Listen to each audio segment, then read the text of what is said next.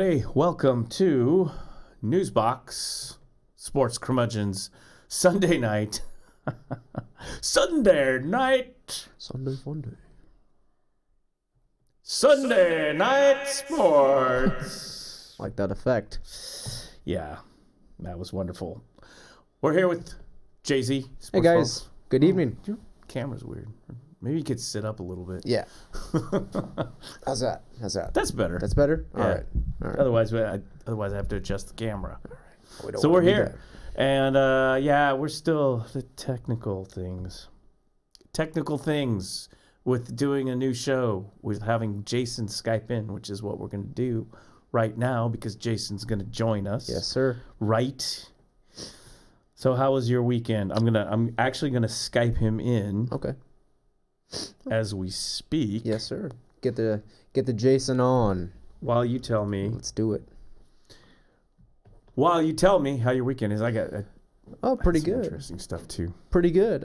Yeah. Just worked and stuff and Worked.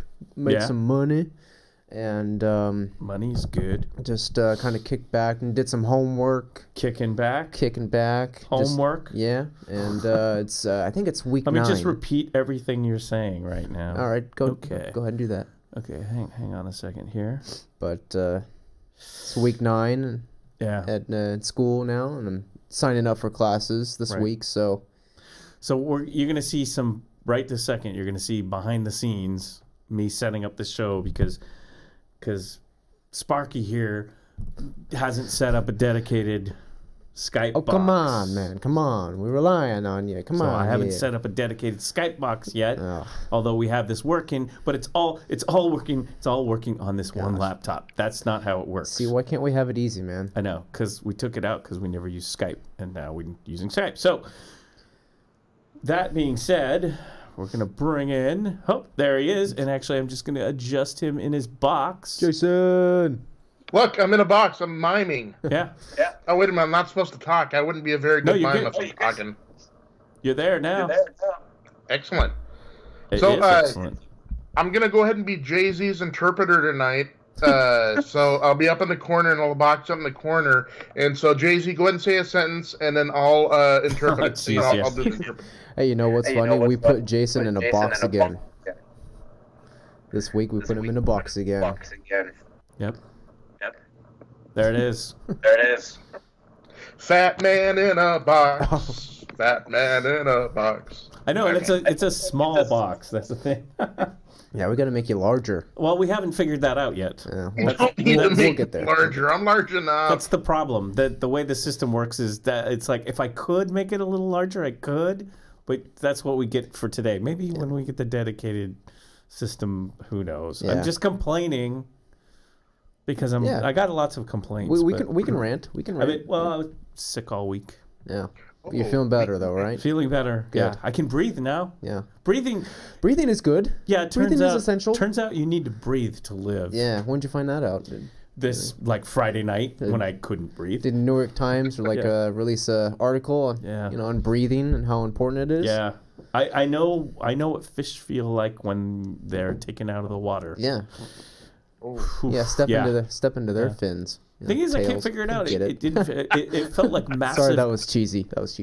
Step into their fins. Why don't you? Exactly. It felt like massive allergies is what it felt like. Yeah. That's what was weird. It was like this isn't like really a cold. Like there's no like flu or cold. It was just like I just can't breathe. Yeah. Hey, guess what? I can't.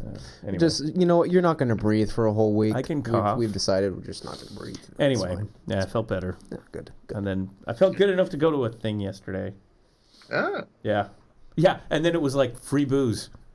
Hey. Yeah, I mean, and here like I'm a teetotaler, especially when not feeling good. So I've been like really kind of like 2019 chill, Yeah. And then it's like I go to the big open house thing, cool place. we don't have to talk about it, but it was really cool. I post some pictures, and it's a new building and all this. It's very, very cool. And it's like they got people serving free food and free wine and beer and cider and everything. Yeah, it was great. Did Did you just see my fat man antenna go up? Free food? Yeah. Ooh, did you say free food? Yeah.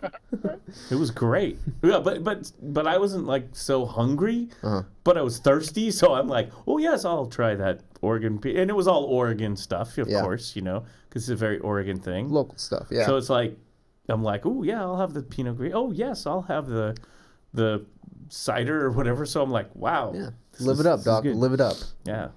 Right. I mean, it was just, yeah. And then it was like, I'm sitting there and I turn around. It's like, oh, look, there's Earl Blumenauer, Representative Earl Blumenauer, just standing in line with no one around him. What do you know? Like, just like a dude just standing in line. It's like, you kind of think a congressman, especially a powerful congressman like Earl Blumenauer, would have like an entourage and a, you know. So let me ask you this question. When he was standing there by himself, did he look uncomfortable at all? Mm-hmm.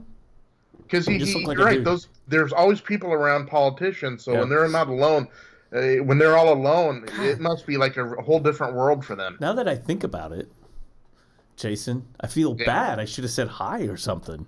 Right. But see, I was number one, I'm very antisocial in the first place, and B, number two, free booze. I got a job. I'm busy here. I know. Free booze. Like, I know. It sounds like I was a complete lie. It was fine. It was just like, you could have slugged down a couple more things of cider, then walked up to him. Earl, baby, nice to see ya. This big slap on the back. Just like one of those like the John Candy like slap on the back where like he's got a plate of whatever hummus or whatever, because I think he was actually over by where the hummus was and stuff that we got, and like a glass of Oregon Pinot Noir. It's like blah! You know? Oh man, that would have been good. That would have been great. Yeah. Hey Earl, would have ruined his day. Earl? Yeah. I mean, it was just weird. It was weird. There were some people there that we knew, so it was kind of like, you know, we actually sort of know the guy who started the thing. Yeah? Yeah, like we walked up to him and you know, and they were burning this log, this trunk. Mm-hmm.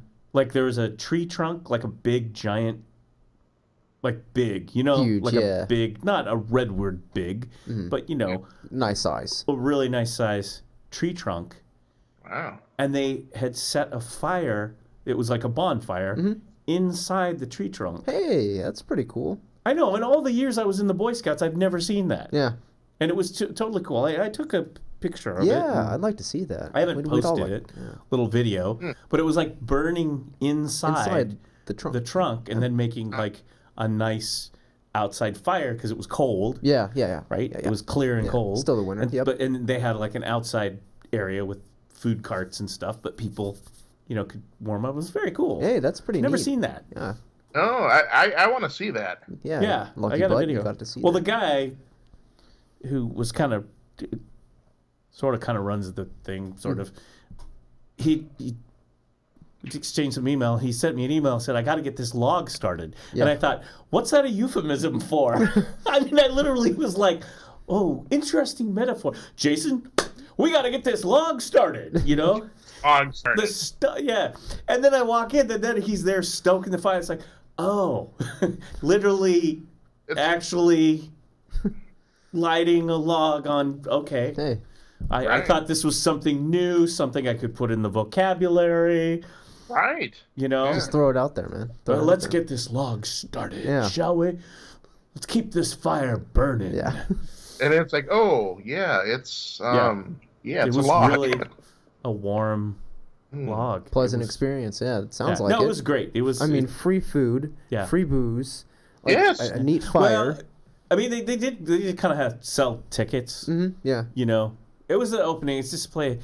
Might as well. Okay, there's this place down in Southeast Portland, kind of in the old industrial district, but now it's like, you know, brewery and all that stuff, like 9th and Stark or Morrison, you know, the area down there, kind of off between Belmont and Hawthorne. Sure. Cool area. Yeah. Back in the old days, when Portland was an industrial town, that whole area was heavy industry. Yeah. And a lot of those buildings aren't there anymore.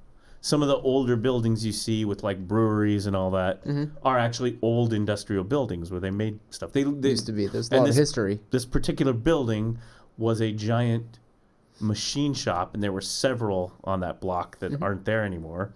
And they have this giant steel press that's like the biggest steel press west of the Mississippi. And they kept it in there. They never moved it out. They kept it as a historical. Yeah. So in this big building that they renovated, there's this giant old press. And they literally made like steel for World War II battleships and that sort of thing back in the day. Yeah. So they renovated this building. These folks, the fine folks at the Echo Trust. So, yeah, which is, they're kind of like a conservation folks. They've been around for a long time. Yeah. And so they renovated this building, and it's for like food production and stuff. And there's an event hall, but it's like an old warehouse. And Interesting. yeah, it's really neat. We went in there before it was renovated, and we did an event back in 2014. Oh, which looked so long ago. It looked really cool. It was cool looking. Yeah. And we even did a time lapse of the building and all that. And then took them, this many years. Now it's all renovated and modernized, but still has, it's like preserving old history. Yeah. And modernizing it for something good.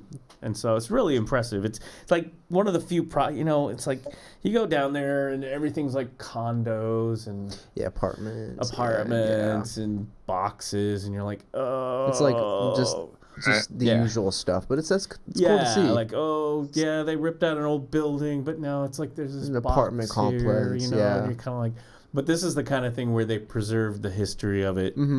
They're doing something totally new, totally cool, and it's that kind of a Portland, like I said, a Portland-y kind of a project. Yeah. And so, it's definitely, it was like, didn't suck. It was like, oh, this is nice. And it was a really nice event.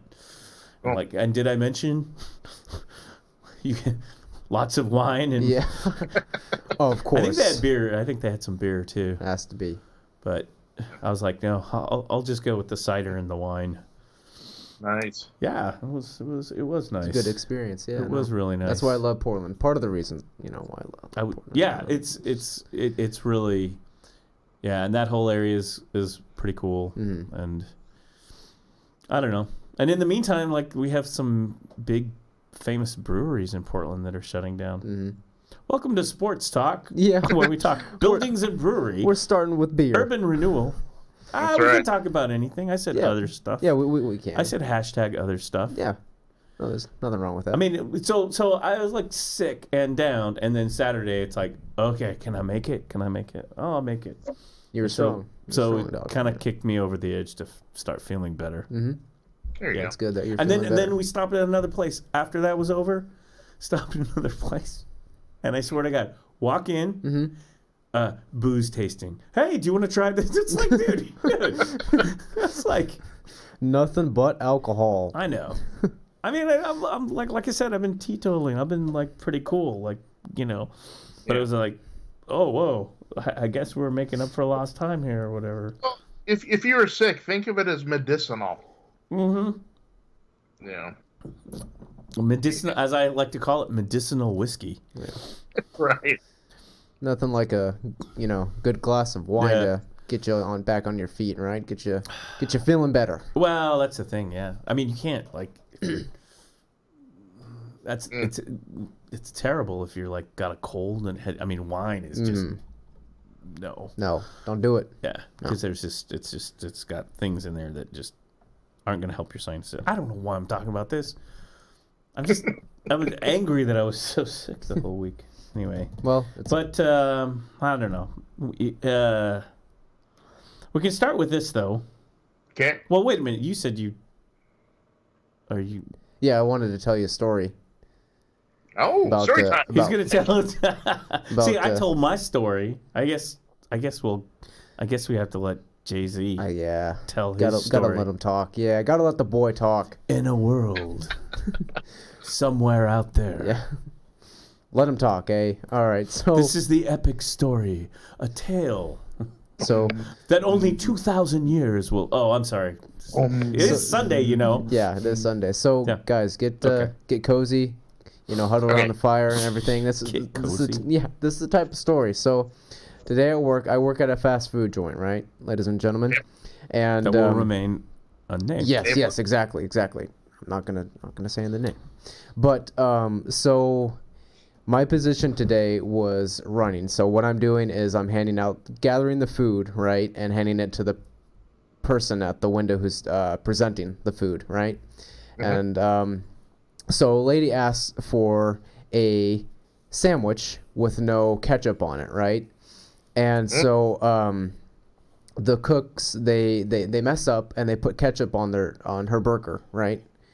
And so we handed out the window. I give her the fries and stuff. Handed out the window. I hate when that happens. And she comes back through the drive-thru, right? And she says, "Oh, you guys messed up on my order. My sandwich has ketchup on it. I don't want any ketchup."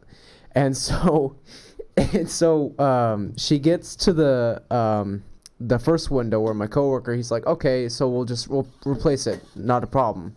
And so he takes the burger. And he doesn't tell me that this is the same burger that we just gave her. And I asked the cooks, I said, okay, so we want a sandwich with no ketchup on it. So my coworker puts the same sandwich through the conveyor belt. And what do?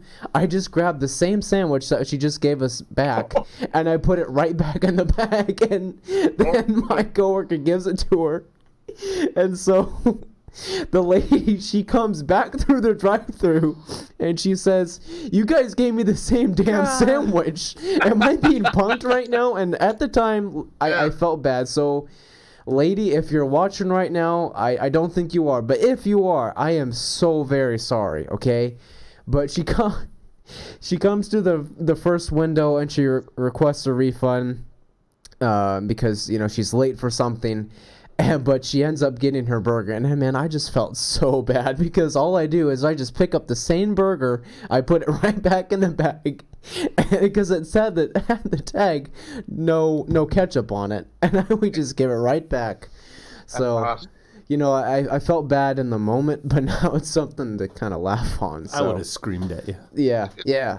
It's almost like you took the burger, put it around behind your back, and then handed it back to her like, "Oh, here you go." Yeah. See? Magic. Or we're just like, "Hey, you know what? I'm sorry. You wanted no ketchup, but we're going to give you ketchup anyway. That's too bad, so deal with it." She's going to call the corporate offices. Yeah. Exactly. Get me fired. Yeah. But anyway, that's my story. You might as well have just, opened it up in front of her, taken a knife, scraped off the thing. Yeah. Here's your burger. Okay, well, in my defense, my coworker didn't throw the burger away, which he or she should have done. Yeah, you should have just... He or she should have just thrown it away, but instead he puts it right back through the...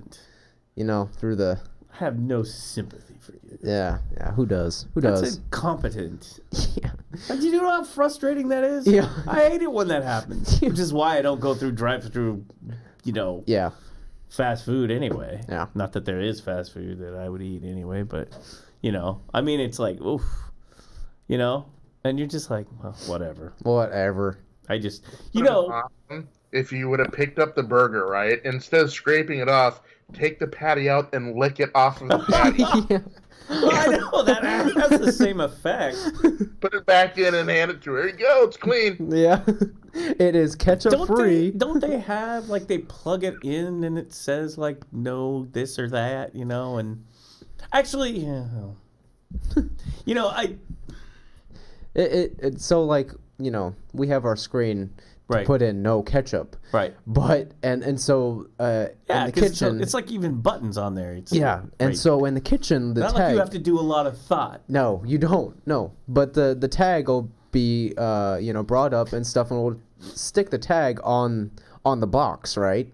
And so the it'll be labeled as no ketchup. Right. But I don't know if it's a new burger or not with actually no ketchup. So I'm gonna go there, order a burger, and it's gonna be like this. It's gonna be like, "Got like a burger? Could you hold the meat patties? Right. And add fish patty? Basically, I'm just gonna order a fish sandwich. Yeah. But I'm gonna order it as a burger and hold all the no mustard. Yeah. No pickles. No ketchup. But I'd like fish. Yeah. And I like add tartar sauce on that. In other words, it's so you want a fish fillet? No. I'd like a hamburger. Yeah. Hold the burger. Replace that with the fish. See, that's what I would do if I were her. You should do it. You should do it. Actually, in your defense, I once had an argument with someone who once was close to me. Ex-wife. More story time. Yes, story time. Yeah, where we would go through a drive-through, right? And it would be like, it was like, well, this will lead into another story. Actually, we do have that was in the news. Let's say you're a big, giant fast food restaurant that caters in Mexican food. Yeah. Right? Yeah. Perhaps you've heard, and has the name taco in the name. Oh, yeah. Right? Uh-huh. I think I've heard of it. A lot of bells for me. Ding, ding, ding, ding, Exactly. So we go there. It's like, burritos, tacos, whatever. So it was always like I'd be with someone that would, I want the cheese burrito, but no cheese. No, I mean, it would be just like that. Like 6 things changed. And at one point, and then it would be wrong because you guys can't get anything right. Yeah. Right? As you just proved. Of course. We get nothing right. Exactly. and at some point, I did the wonderful thing of basically, it's not them, it's you. Yeah. Because it's a fast food. Here's the menu. You want a number 1, number 2, number 2. You want it small, large, extra large, whatever. Done. Zoom through. Yeah. Have your money ready. Let's go. This isn't a restaurant a la carte, right? Yeah. Which you have to accommodate, obviously. But at some point, if you got like all these different changes, I want that, but I make an order sophisticated. Yeah. I mean, I do understand, but it would be like at some point when your stuff is like, want that, but hold the beans, but do this and do that. Light stuff, sub this, that. At that point, you're doing it wrong because this gig is not set up for. You need to just go to your local taco restaurant or whatever and get and order what you want. Exactly. And then they don't have an excuse because they're there, you're inside. Or they should know what you want. Or that's the other thing. I was like, well, if it gets so complicated, maybe you need to park and go inside. Yeah. And talk to the person. Go in the lobby. Yeah. Don't ask the teenager with the headphones on. Yeah. Who doesn't even listen. Right. Okay, I didn't take the order, by the way. I didn't take the order. So I'm a very good listener, by the way. It goes both ways, I guess. Yeah. On the one hand, if I was her, I'd be screaming at you guys. Yeah. On the other hand, I also know that, like, if you're driving through the fast food, it's like, if you think this is like some 5-star restaurant where it's like, oh, could I have that a la carte? Could I have that with the truffle cream on the side? Yeah. And then, Yeah, no, mistakes are bound to happen, guys. Yeah. Right. You're like, Exactly. Can I please have exactly 12 sesame seeds on the bun? Yeah. Yes. Exactly. Oh. Yes. Mm. And I've been with those people before where at some point it's like, and you're just like, and then, okay. Fast food restaurants. Hey, Doc's feeling fully better, 100%, ladies and gentlemen. Now I'm gonna rip this chair apart right now. Okay. Not only is this person ordering all these special stuff, right? You're the driver. Who orders the freaking food? The guy sitting in the driver's seat who's next to the damn microphone. Yeah. So you're the guy who has to do the interpretive dance for what the person next to you wants. Yeah. That gets old after a while. And now I'm gonna go all Lewis Black on you, right? It gets old after a while. I'll go Sam Kinison. Ow, ow, ow! Right. Why don't you get out of your damn phone? Ow! I don't know who he's talking about, but I know imagine, you know. though, It's funny. when It's you're funny. sitting there in the car, right, and you guys, and you're listening to it through the speaker and the headphones and stuff.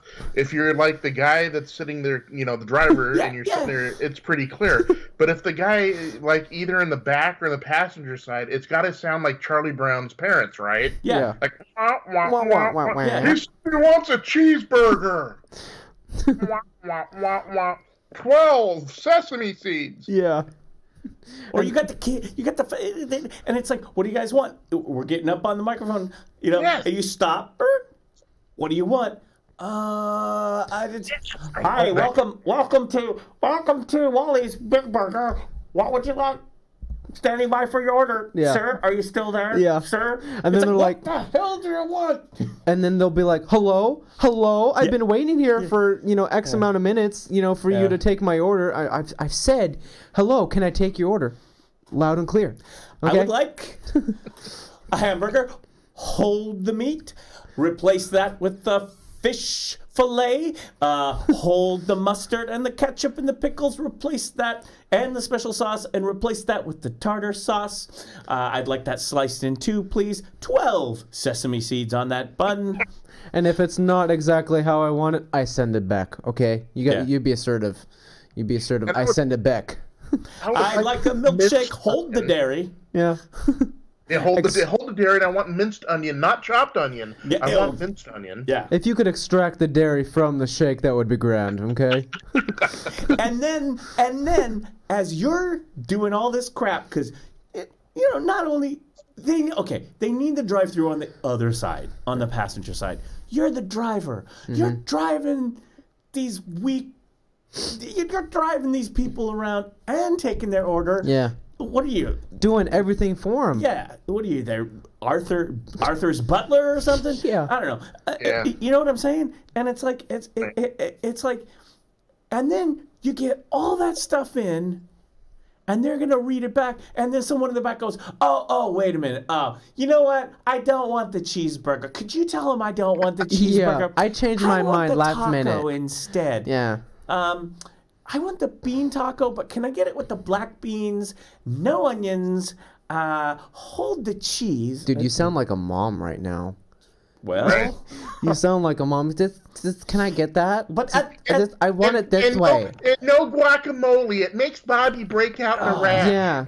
At this point, you're ow! You've ripped the steering wheel out of the car, handed it, opened the door, and just run off into the freeway somewhere, hoping someone runs you over and kills you. Yeah. Because you're done. You're done. You've had enough. It's a fast food restaurant.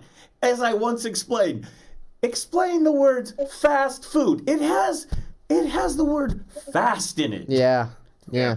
It is not sit down, bespoke, small batch food. It is fast food. Yes. They make this menu and assume that 99% of all Americans are going to want their fast food. You want a cheeseburger? There's your cheeseburger. There you want a burrito? There's your burrito. There you go. Take it. There. There's your shake. There. Get out of here. Get it within 30 seconds, yeah. I know. Oh. But here's the thing. You want to know what grinds my fast food gears? What? You guys ready for this? Yes, yes. And this is self-inflicted too, right?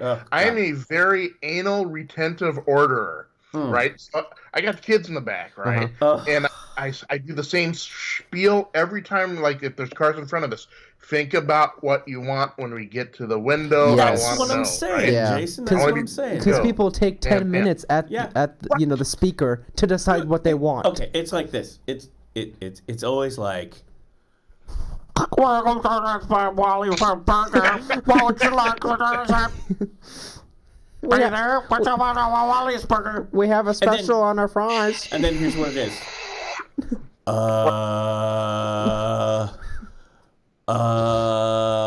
Are you still there? Yeah. Hang on a second.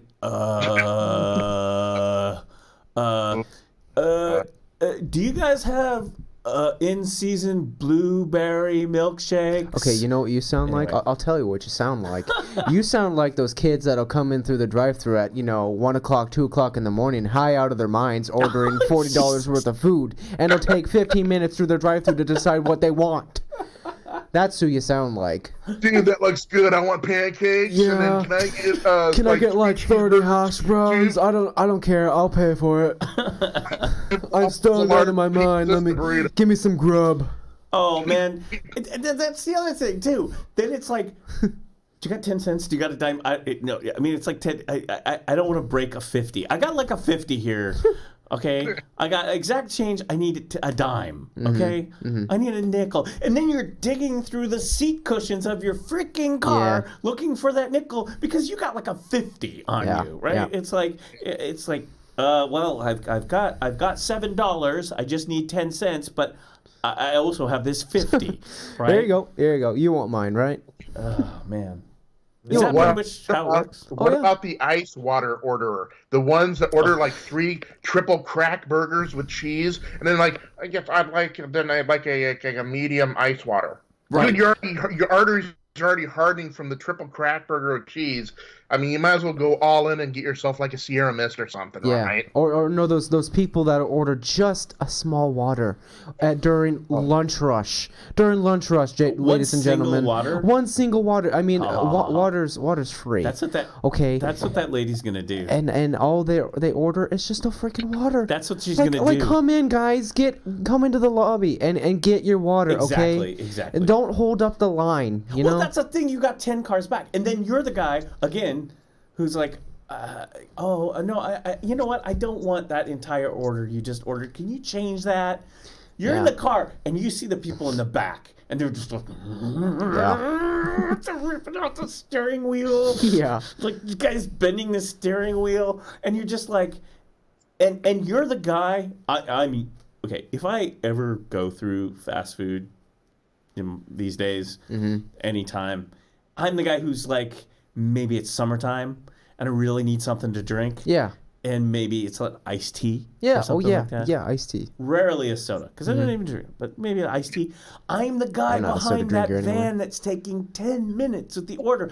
And then there's bags going back and forth like it's a drug deal or something. It's like, it goes, ow, ow, ow. It goes one way. Yeah. The money goes this way, the bag goes that way. Yeah. It doesn't go the bag, and then there's another bag, and then another extra bag, and then that bag comes back. What the hell are they doing? What's going on here? Yeah.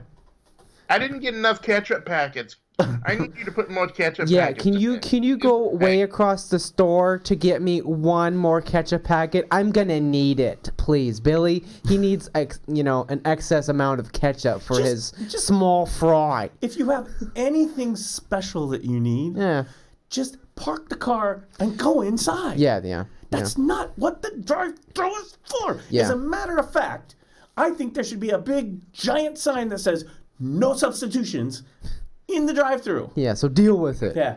You have 30 seconds to get your order. We're literally going to throw the bag at you. Yeah, like Tom Brady. 28 seconds, you're running out of time. You better find that dime out of the cushion because otherwise we're chucking your bag of burgers. You see that, ladies and gentlemen? That was like a Tom Brady throw that Doc just did there. Yeah. In fact, you should play like the Jeopardy theme when they order. That way they have to do it like really quick. Dun, dun, dun. Cheeseburger. Yeah. I feel like we wouldn't get, Wait, no, fish. You said cheeseburger. Yeah. It's just like the old Saturday Night Live, the old classic John Belushi Saturday Night Live skit from the old days, the early days of Saturday Night Live, where they had John Belushi and the classic guys. They had a sketch, and it was so popular that, when sketches work, they'll bring them back, and it was like Bill Murray, John Belushi, and it was like a Greek fast food burger place in New York. Yeah. And it was like, cheeseburger. And the people would come up and they'd be like, it literally like the lady, like Lorraine Newman would come up and go, can I get, this was before the days of gluten-free, but it would be like, I don't want onions. Can I just get a burger, no cheese? It's like, cheeseburger. Cheeseburger. You want cheeseburger? You'll get a cheeseburger. Everything was a cheeseburger. It's like, can I get some fries? No fries. Chips, cheeseburger. It was just like pretty much these people were like, and you know what? I have to say, based on experience, Greek restaurant people are exactly like that. I've never been. You should. I so love and respect the Greek people, and I love their restaurants, and I love their absolute directness of, you can't order this. We do not. It's this and that. You take it, and it's like, and the food is just fantastic. Greek. I love that stuff. Okay, I haven't been to a sit down restaurant, but I've been to one of those carts at the Saturday market. Got a gyro. Yeah. Those are so good. The lamb gyros with the feta cheese. If it's really people. If it's a real Greek restaurant with actual Greek people running it, it's just like the cheeseburger sketch. It really is. I know. Well, send your cards and letters to Jason Allen, care of Oak Grove, post office box. Just out of am I right, Jason? You're absolutely right. You cannot deviate off any No. menu. You have to say it exactly because they, no, no. You will get this. You will get this. There was a place You in know? Okay. there's a place in Hillsborough called the Mad Greek. Okay. He was known for that. He was like the guy from Seinfeld. Yeah, the Mad Greek also deli. It's over there, Burnside, and Yeah, I it's like think 30 something. Yeah, Mad Greek deli. I don't know if there's still two of them. There was one like at Rock. Is it Rock Creek or whatever they're out there? Rock And then Creek, then there's There's one. still two. Yeah, there's one. What did you say it was? Burnside. Burnside. It's like Yeah. 30th and Burnside. And yeah, it's still a great place. Okay. Yeah, I was just about to ask you guys if there's any. And you can Greek get it's like a restaurants. store too. You can buy like the little grape wraps and stuff. Oof, I love those. I mean, I love the culture. I love the food and everything. Yeah. And I like the attitude. I mean, Yeah. I It's- like people with attitude. It's pretty badass. Yeah. Yeah, you know. You get what you get, and you don't throw a fit. We can't do that. So no. everyone would go to the Mad Greek, and they'd basically, they'd always go, okay, man, when you go in there, order your wrap, and order JoJo's, the JoJo potatoes. You know what JoJo potatoes are, right? Yes, sir. You see them? They're like thick cut, like kind of JoJo potatoes. Yeah. So the guy would walk up and go, and I'll have JoJo potatoes. The Greek guy, the Mad Greek would turn red and go mad. We got JoJo potato, Greek fries on the menu. Greek fries, Greek fries. No JoJo's, literally. I'm telling the truth, man. And it was just like, oh God, I love this place.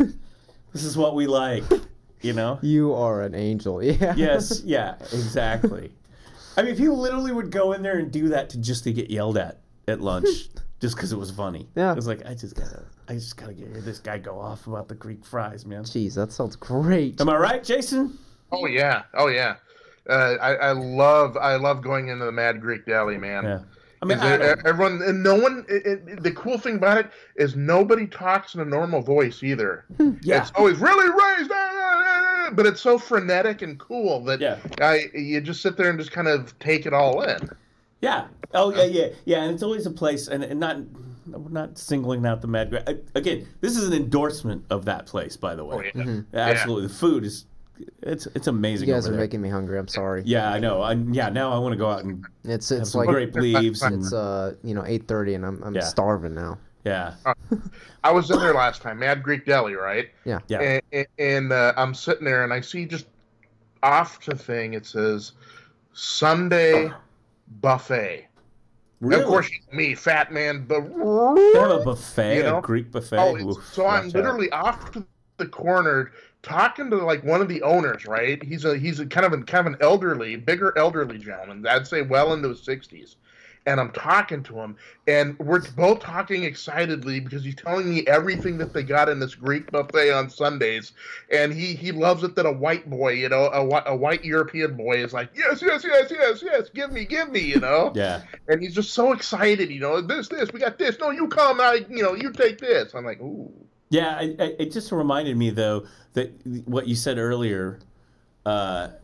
It's not like it's like, okay, your order's ready now. It's like, deliver up and Greek fries number 42. It'd be like, oh, that's me. Yeah. Okay, all right, my turn. Yeah. Yeah. And Sam when you're Kinison ordering would have it- been great in a Greek restaurant. Right. And when you're ordering it, they always like look over their shoulder and yell it back. Yeah. Like, Greek fries, Come get your food here. Yeah. We need a curmudgeon restaurant. See, Oh this would be the model. Yeah. You know? Or we could just do a live remote from the Mad Greek. Oh, that would be great. That'd be great. They don't have enough grape leaves. The wrapped grape leaves. Right.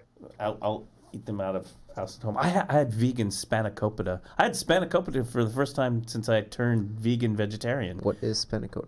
Oh, it's you never had it? It's Greek. Yeah. It's phyllo dough, that really thin stuff, and it has like spinach and feta. The traditional has feta cheese and all that, and it's layered. It's like lasagna, but with dough, and it's Okay, so it's more of a kind of sounds like They're like a pastry. a pastry. Yeah. It's good, right?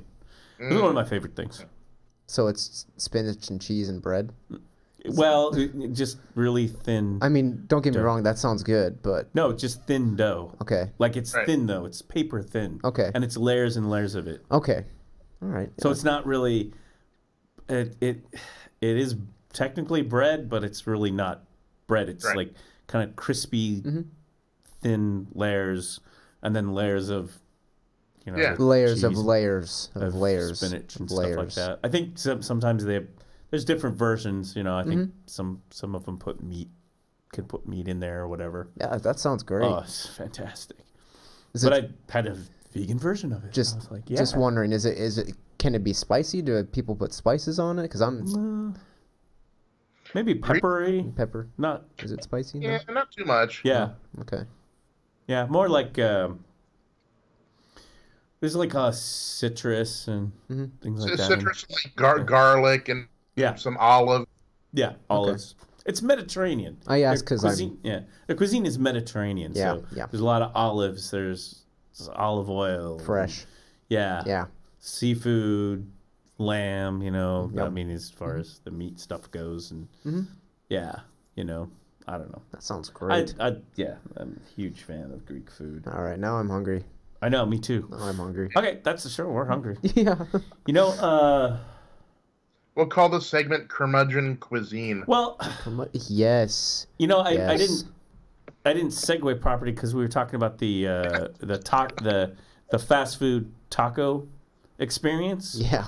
And you know what I used to do all the time when I was going there? My one payoff, my one thing that would pay me off going there for dealing with all the stress of ordering the food and everyone changing their order and everything, is they have the taco sauce packets, right? Yeah. I would stock up on those. Oh, yeah. Like I'd be like, "Do you want some hot sauce?" Yeah. Oh, and give me mild sauce too. Just give it, So I ended up with a cachet Yeah. of taco sauce Your packets. hoard. And what happens when you have that? Like say you're like having your own like chips and salsa and you run it, you go to the store, you buy the chips. Yeah. You come home, what do? You open the salsa jar. There's no It's sauce. empty, right? You're like, oh, but wait. How convenient. I happen to have in this cabinet a whole bunch of taco sauce packets. Yeah. Right? You're just like, oh, Yeah, those are good. Yeah. right. You Well, got to supplement. Yeah. Good substitute. Turns out Salsa. it's not only is this a great recommendation, it's a safety recommendation too. Is that so? Yeah, I should pull it up. Jason, you know what I'm talking about. Yeah. Actually, I think I sent it to you. Let me just pull this up. Yeah, not only is this like, oh god, it's a while Hey, back. hot Here. sauce may save your life, man. I should have had it ready. See? Right. Ugh, poo. Well, while you're looking it up, Here we I can go. start Oh no, that talking was about- that was the lady riding the iceberg. The 77th. Oh, yeah. I said, oh, here it is. Wait, Grandma, you're going bye-bye. God. Well, that's an interesting one. Yeah, too. no, yeah. Okay, snowbound. In Oregon. Snowbound Oregon man ate taco sauce packets, survived 5 days in the snow. Oh my goodness. So Lifesavers. there's Bend, Oregon. A man whose car was stranded in central Oregon snow for 5 days survived by eating taco sauce packets and starting the engine periodically to warm up. God bless. Snowmobiler found Jeremy Taylor, 36, of Sun River, who's with his dog too. That was according to the Oregonian. He didn't eat the dog, did he? I hope. No. God, I hope not. But God, if I he hope did, not. it was with fire sauce. Yeah. We know that. So there was more flavor. Just in time as he was pouring the packets over the dog. Yeah. Oh man. Oh God, that's horrible. No, Poor dog. like Poor dog. so. Not only hoarding sauce, but like I had no idea. It's a safety. It's like it's your ration kit. Yeah. So put some in your car. All What are right? we having for breakfast today? It's fire sauce. Yeah. What's on the menu? Breakfast, lunch, dinner. Hot sauce packets. Exactly. Can you imagine it? You get like a first aid pack, and you got gauze, you get all this stuff, and then you got tacos, you got hot sauce packets, and you got like a specific section of your first aid kit for the hot sauce packet. That'd be great. You're gonna love this. You're gonna love this. Yeah. In a response to a friend's Facebook comment about how he ate 3 Taco Bell hot sauce packets during the ordeal, he joked, in quotes, "Taco Bell fire sauce saves lives." Yeah.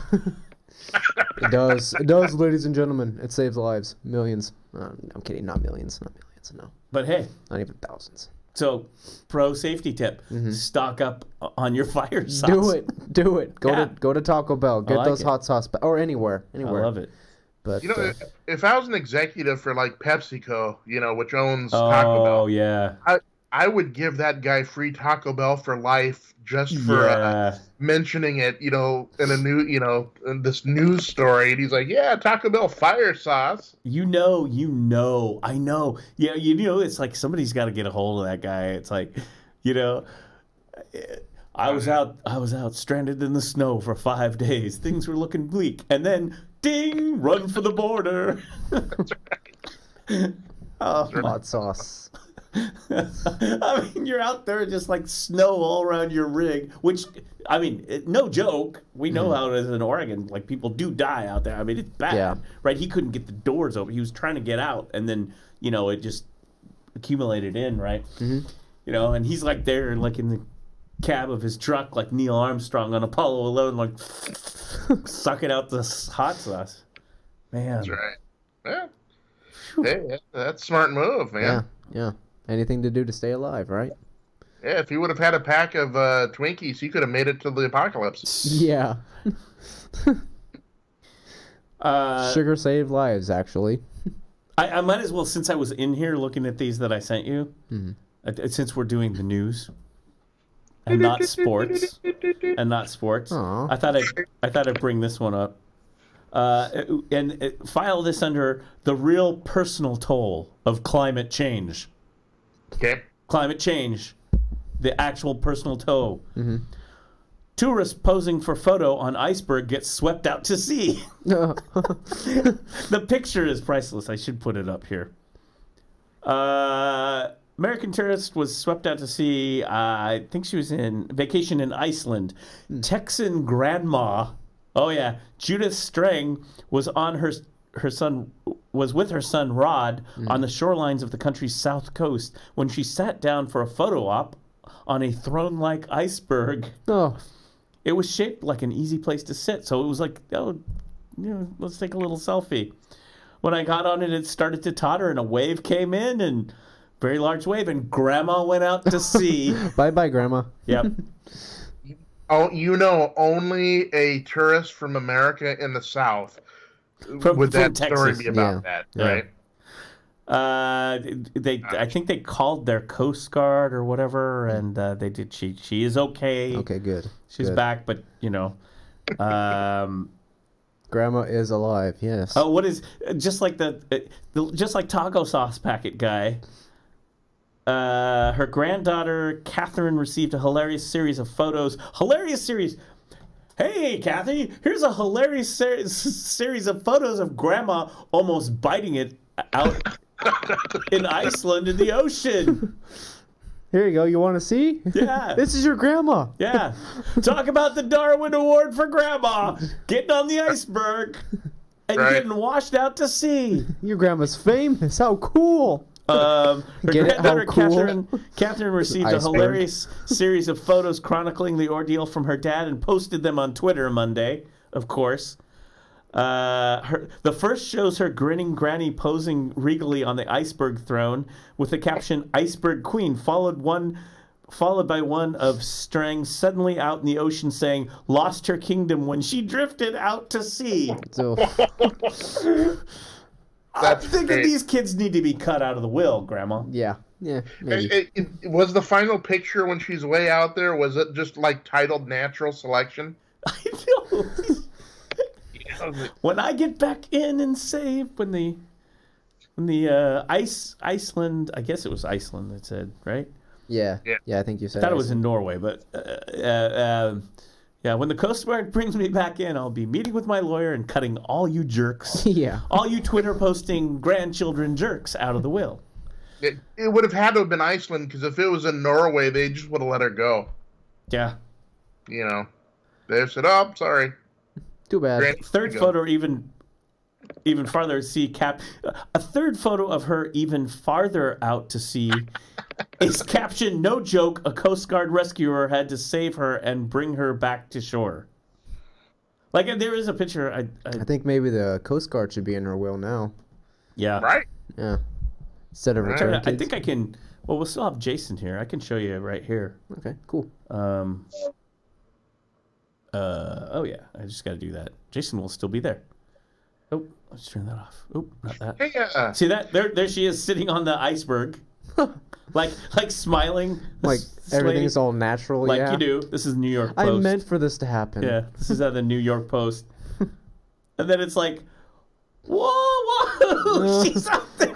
Like, think of the grandkid. What a jerk. Like, he's just like, taking the photo. Oh my God, I can't believe it. She's out there. I can't wait to show this to my friends at school. Oh my God. Like, seriously, that's like, if you're listening, Judith, think about the recent events and how your family reacted. I gotta post this on Twitter. Anyway. Right. In the time of crisis, they're busy whipping out their cell phones, Yeah. taking pictures. Hey, how much do you want to bet that the first responder in Iceland, right, when they got the phone call or the CB thing or whatever, they said, "She's an American, isn't she?" Yeah. Yeah. Not only that, Texas. Yeah. Hey, y'all, Texas. She's from Texas. We'll just let her go. Right. She was probably carrying a gun, though. That's at least, concealed carry. Hey, at least I could shoot the ice. Yeah. She wouldn't have had to resort to taco packets. She would Yeah. have just like shot polar bears or something. She could have made she could have made snow cones with the ice and put Taco Bell sauce on the snow cones.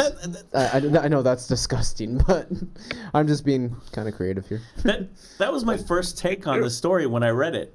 It's like, there's all the, Antarctica and the glaciers are breaking off, and we've got the polar bear riding a glacier out to sea, right? This is, Al Gore's voice comes in, this is climate change, right? Now we just got the grandma from Texas riding out. Do you see the imagine real... it? There's these little icebergs, and on them are polar bears, and here comes Granny going right through the middle of them. Yeah. Oh man. Nothing sacred here at the Curmudgeons. No. I'm just wasting time here. I got something for you guys though. Okay. Like really, seriously, that I want to do it before we do anything else. Okay, cool. We should have been doing it a long time. I'm just stalling because I don't have a lot of sports. But you guys, Yeah, let's hear it. I mean, I got some stuff. I watched the Pennzoil 400 today, NASCAR. There you go. NASCAR. We got voicemail. Well, we didn't do the show last week, but the week before. Yeah. We got voicemail after got a the voicemail? show. Ooh. Yeah. Nice. Let's see if I can play it. So, Jason, I'm not sure, like, with the setup here, but Hopefully it's good. yeah, let's see. Should work. Whoa, man, I actually did get through, and I only took a chance because I saw you online on Twitter, and I'm ringing from Ireland. Well, it's probably costing me a fortune on my mobile, but maybe I'll try calling back another time. Guys, thanks very much, and love your show. Maybe we'll talk again. Bye. There you go. Oh, yeah. Did you hear that? No, I couldn't hear it. Oh, you couldn't hear it at all? Man. Didn't come through, huh? Oh, That's bummer. right. I'll hear it on the replay. It was basically, oh man, I actually did get through. I'm ringing from Ireland. Sweet. And probably costing me a fortune. Well, yeah, it probably did. I don't know. But yeah, love the show and try to call back some other time. Yes. So yeah, call sure. back person from Ireland without we didn't get your name. We welcome your call and But, your voicemail. Yeah. Yeah. So that's voicemail there. Nice. We're international. Yes, sir. I just looked at the voicemail before that, and it was one of those you need to renew the warranty for your car. I love the One of those. yeah. Okay, I'll go right out and do that. One of those boring voicemails. Yeah. Yeah. Oh yeah, that car warranty. The telemarketers love us. Anyway, so Ireland, we got you covered. Yeah. Even though we really didn't have any Irish news. No. Ireland news. I don't think so. Yeah. No. Anyway. But hey, feel free to call in anytime, right? Yeah. Right? Yeah, Right. the number's right down here. 503. Right down there. 550. Yeah, 503. I don't know. What's the number, Jason? 503-395-5040. Jason's the man. There you go. Yes, sir. So what are we gonna do? I mean, we wasted all this time. Hey, no. We wasted this time. No, we I didn't waste it. Did not. We did. We did not. No, we We didn't. talked about impactful stories that affect everybody's lives. Yeah. Everyone's. Yeah. Everyone's life. Yes. I don't know. I mean, I watched. I watched a little sports. Yeah. I looked on Twitter. I tuned in the last bit of the fourth quarter of the Blazers. Oh, yeah. Right. Yep. And Blazers are on a tear. Yeah. They're having one of the record road trips. And they're third in the West now. I mean, Yeah, I don't. yeah, that- I don't know. Was this the game that put them in the third place? I think so. Okay. Well, third's a great place, but Is it who's the Raptors? No. Who is it? That they're kind of they're tied-ish, so they're neck and neck, 3 and 4. okay. I'll tell you what it is because I'll pull it up. Okay. My guess is the Denver? Rockets. That's my guess. No, Yeah, no, Rockets. it's not the Rockets. Okay. Oh, and as a matter of fact, we're 4 now. We're 4. Yeah, it's the Thunder. Oh, okay. The Thunder. Yeah, Okay, and we that makes were sense. we were 3, and I think it looks like the Thunder. We're both 39 and 24. Oh, okay. Both teams. Okay. So Well, that was short-lived. we're both 5 games behind the Warriors. Well, because like when I looked up on Google, we were third in the West. Yeah, because I think the Thunder played. Today. Yeah, And they won. Yes. yeah. Oh, well. So it's neck and neck. It's we're tied. Hey, we're tied with the Thunder. Great team, by the way. Whatever the thing. So it's Warriors, And Nuggets. Nuggets. Yeah. Thunder, Blazers, kind of really neck and neck in 3 and 4. Okay. I mean, really, you know what the only thing is? Are you going to get in the playoffs? Yeah. So, Yeah. but I mean, the Blazers have been pulling down. Nurkic has been like going crazy, He has. He's, which I love. I love a good center. now, like, would you consider Nurkic kind of like that core? I mean, of course, you got Damian, you got CJ. Would you consider, you said Nurkic kind of that core, that one, that centerpiece Well, that you don't want to, let go? Yeah, that's what he's been doing on this East Coast tour. Yeah. He's been Yeah, taking you it don't down. want to get rid of him. He's the man. Yeah, what did he? I want to say again. I should look up the actual stats, but it's like 21 points or something like that. Yeah, and I think Rodney Hood had 27. Yeah, and then today. Rodney Hood, our new guy, our new trade from last month. Yeah. That we got in a trade for. Hopefully, like this is like the Yeah. game that gives him a Yeah, confidence 27. booster. Yeah, 27 points, man. Yeah, because I think he was traded from Cleveland, or it's either he was traded or It was he a signed. mess. Yeah. No, he's traded. Okay, he was traded. He was traded for Was it Katz? How do you say that guy's name? Katza. Whatever. Katza. No, but we also have what's his name? The other center, which is real good. He Enes, are you talking about Enes Kanter? Kanter. Thank you. Yeah. Yeah. So he's like the Turkish guy. Yeah, the Turkish guy. Yeah. I don't want to. Well, I mean, he's a good. I heard someone say Nurk and the Turk. Okay, I'm just saying. The Nurk and no offense. No offense. Nurk and the. It works. But Sorry, I mean, he's very good too, and he was I don't know how much playing time he got in this one, but he was coming off on the road trip too, and so that's a good fit. Yeah. Especially if you could rest Nurkic and put him in. Yeah. I mean, it's like, okay. Yeah. That's good. That's a positive. Yeah. That's gonna help. So I don't think he's. I don't think deep. Yeah, They're deep. I think they have. Blazers are deep. I think it's pretty much Dame, CJ, Nurk, and a bunch of complementary players, unless Rodney Hood, shows some potential. Well, which exactly. I think he can. I mean, he was hyped up in Cleveland. They were like, oh well, he's going to be great, another a man for LeBron. Yep. To play with. But no, hopefully this game that they won. I think they played the Hornets. But it was Hornets. 27 points. Hopefully that he can carry this on for the rest of the season, because I'd like to see him. Yeah. Carrying this on. So continue that high. Well, high scoring. From what I've seen in this season with the Blazers, is that it seems like in this, second half of the season, post All-Star, it's like you get that thing where different guys step up and have big games. Yeah. And that's what you always like to see, right? Yeah. And it takes the pressure off, too. It takes the pressure off Lillard The and those stars. guys. Yeah. Yeah, the stars.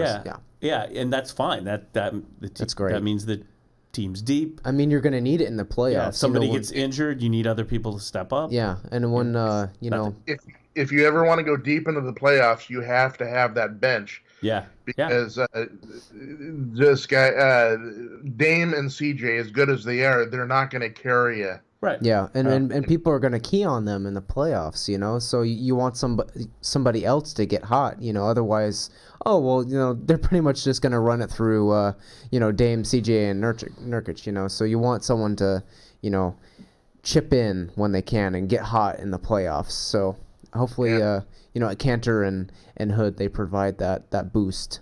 So I think so. The next one is Tuesday. The Grizzlies. And they're really looking forward to that one. To just the Grizzlies are not exactly. They're where are they? They are 14.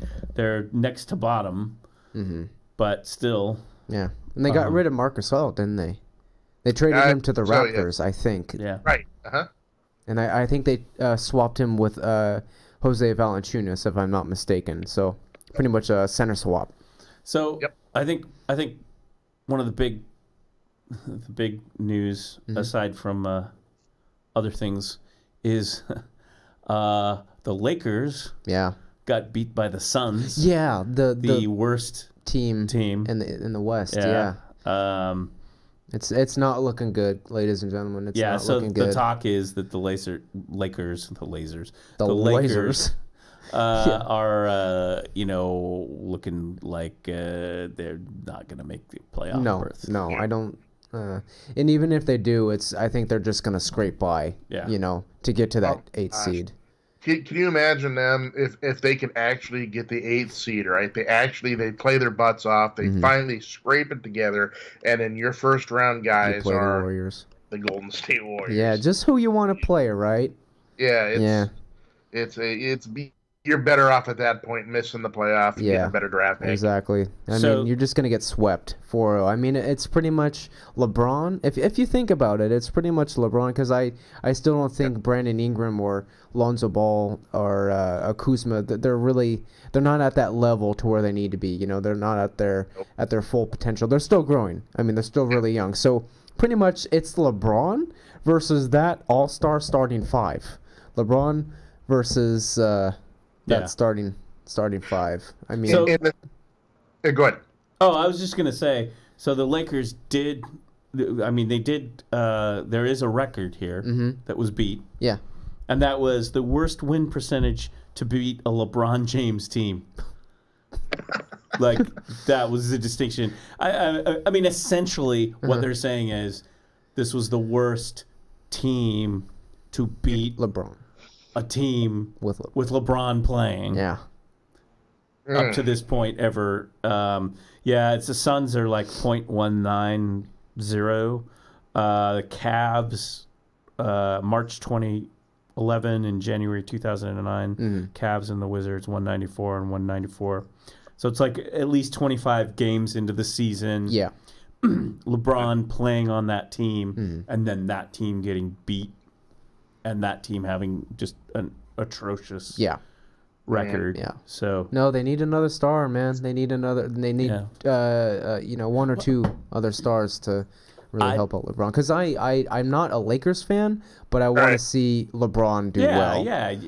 I want him to at least get to 4 Obviously. rings. Yeah, no, I mean, I do too. And when LeBron came out to the West, I mean, even like if you Blazer fan, which I assume we are here, hometown. Yes, sir. You're like, okay, great. LeBron and the Lakers, they're going to be contenders. Now it's not just going to be the Warriors, Blazers, Warriors, Thunder, Rockets. It's going to be now the Lakers are going to have, and so not so much. Yeah. Yeah. And I don't know. I wonder if so here I'm gonna throw this one out to you guys. Yeah. And you guys can tell me. And this is just purely off the seeing that today. I mean, I didn't watch the game, but seeing the thing, I threw this. I just off the top of my head. Yep. I was like, Walton, does he stay or does he go in the offseason? Yeah, no, that's something that I wrote down on my. See. See. Look at that. But I want. Yeah. So I don't think he stays because I looked up his record before we started the show and through 3 seasons he is I think 91 and 136 wins losses. No, he's gone with LeBron there. Knowing the power that LeBron had at Cleveland, he got. I'm pretty sure he had a pretty big part in in letting people go and trades and stuff. Yeah, Luke Walton is gone. I'm sorry. Yeah. Well, and they had a kind of a dust up earlier in the year too, when LeBron was there, and then they kind of worked it out and was like, no, we're gonna work it out. We're getting used to it, but that was my thought too. It was like, and it's no reflection, but I mean, what are they gonna do? Well, let's fire LeBron. Let's get rid of LeBron, right? No. They're gonna get rid of everybody else. They're gonna get rid of the guy mopping the locker room. Yeah, before they get. You know what? You're out of here. Yeah. We're trading you to Cleveland. Exactly. For the guy who's mopping the locker room in Cleveland's coming over and mopping the Lakers. Yeah, we need a professional mopper. Yeah, I mean they can't.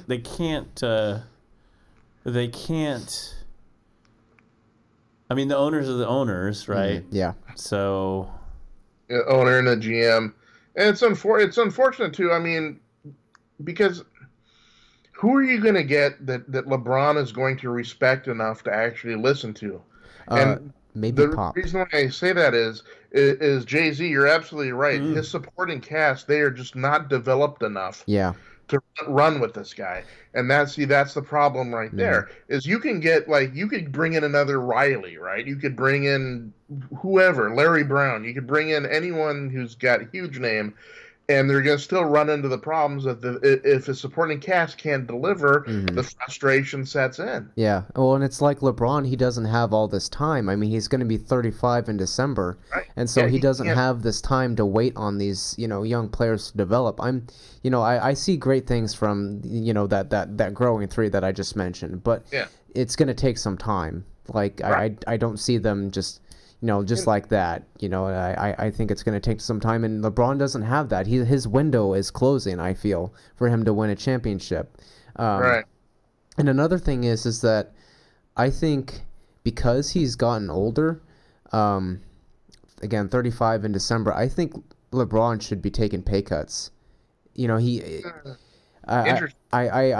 mean, yes, he's the best player in the world, but if you want stars to come to LA and want to get paid, you take a pay cut. That's what D Wade did when he came to Miami. Yeah. Interesting. I think greed versus need. Yeah. No, if you want to win I mean, that's pretty much what DeMarcus Cousins from the Warriors did. I mean, I think he was making 25, 30 some odd $1 million, but he took a pay cut. He's on a minimum veterans minimum salary to go to the Warriors. Now, I think that's what LeBron needs to do, is he needs to take a, huge pay cut and say, hey, Kyrie, we got, $25 million. Hey, Anthony Davis, we got all this money and it's LA. You get to play with me. Let's go win a championship. I think that's what needs to happen. I mean, of course, I don't think it's going to happen, but if LeBron wants to win another championship, he's got to take another pay cut. I mean, he's making millions off his endorsement deals anyway. Yeah, I mean, he doesn't need it. I mean, yeah, just give it to someone, who's going to help you win a championship, right? So, yeah. I don't know. What do you think, Mike? What do you think about LeBron taking a pay cut? I mean, don't see that happening. I know. I don't see that happening either. But do you think, that's really the only way for LeBron to? I mean, no. No. I mean, what would he gain? He would gain a championship. He'd be like, oh, good. You're gonna give me a pay cut? You're gonna give me a piece of the organization with that pay cut too? Mm-hmm. No. Let me ask you this question then. Since LeBron went out to the Lakers, do you think it's his priority to win another championship, or do you think he knew that by going to LA, the chances of them winning, at least the next year or two, because I just don't see it. Yeah. I don't know, man. You guys are freaking me out here. You guys are freaking me out. You guys are like when they have the zombie apocalypse and your friends turn into zombies. Like, hey, what's up, Jay-Z? You're like, who are you? Yeah. I mean, you're talking LeBron pay cut. LeBron, do you think he wanted to win championships? It's like, yeah, I think he does. I think he does, and I think he wants to make his money too. Mm-hmm. I mean, I think both of those things. Well, it's like he's made so much money already. I mean, you know what? Okay, I think probably. I think where you're going with that, Jason. See, look, I'm going to answer for you. No, you can fight me on it, but I think probably he thought that once he got in there, they would get some of the trades. Like the Anthony Davis thing would have come together or whatever, and that would have and somehow. I mean so if I were LeBron James' team, I would point the finger at the organization and say, "You guys failed me." Well, that's what he's always done, right? Yeah, and to a certain degree, he's right. Yeah. I mean, he's right. I mean, at least with Anthony Davis, you can't blame really the Lakers. I mean, they did try to do before the deadline. But who else, though? Somebody else. Anyone knew that Anthony Davis wasn't going to leave New Orleans this year. Okay, so it's not Anthony Davis. Yeah. What's your backup plan? There should have been something else happening. You're absolutely right. Yeah. But that's what the thing, though. I mean, my thing is like, I know he wants to win championships, and he's ultra competitive. I mean, that's not where I'm going with this. What I'm going is it's an interesting choice of a team because LA before LeBron went there wasn't anywhere even close. I mean, they were bottom of the West. And so to me, that kind of like, well, if you're going to go to some place and you want to win a title, you at least want to go to a team that is like maybe the second tier that if you get there, you're going to put them over the edge. Yeah. And instant, contenders. Like whereas the Blazers? With LA, even when he showed up, I mean, they still weren't instant contenders. I don't care what anyone says. I mean, when you have... when you have Golden State, you have the Nuggets, you have Oklahoma City, and even a resurgent Portland team. I mean, that is a lot to ask of just one player, a 35-year-old player. Yeah, no, I think they failed him. Yeah, it will get fixed. Yeah, it has to get fixed. Yeah, and LeBron's not going to be happy if it doesn't. No. Well, what's interesting is, I was just looking here. Mm-hmm. What's interesting is who they need. Jerry West. Jerry West, yeah. They need Jerry West because Jerry West is over there fixing the Clippers for next season, and that's all like going to be really interesting. They need to coax Jerry West back, come back and fix because he's like the NBA fixer. Yeah. He's a magician. Yeah, works come wonders. Back and fix this team. Yeah, do the deals. Yeah. I mean, that's what he's doing with the Clippers. So next year, I mean, not only the Lakers got to figure this out, but, Western Conference, the Clippers are going to...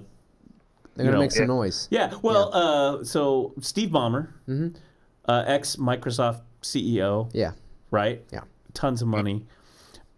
He was on the sports, with the guys on TNT, Barkley and all that. I didn't see the whole thing. I wish I would have seen it, but I saw a clip of it.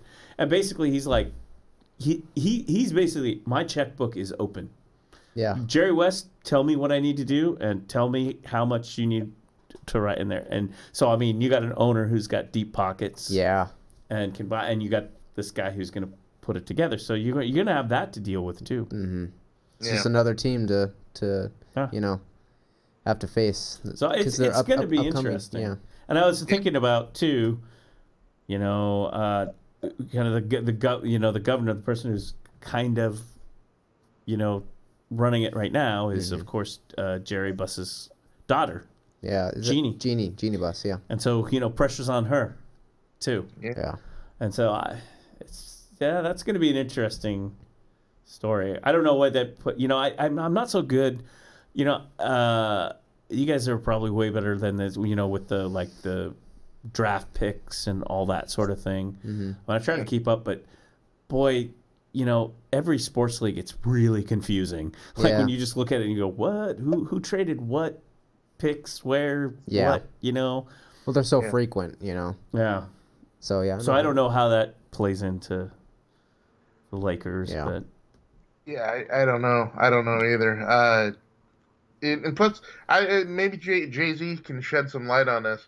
NBA to me, they still have the lottery system, right? Oh yeah. At least I'm like 95% sure. Yeah, because I think don't they have? I think the system is if you have the worst record, you will get the first pick. But I think everyone else though now is still in that lottery system. I think so. Yeah. No, I think you're right. I think we do the lottery system.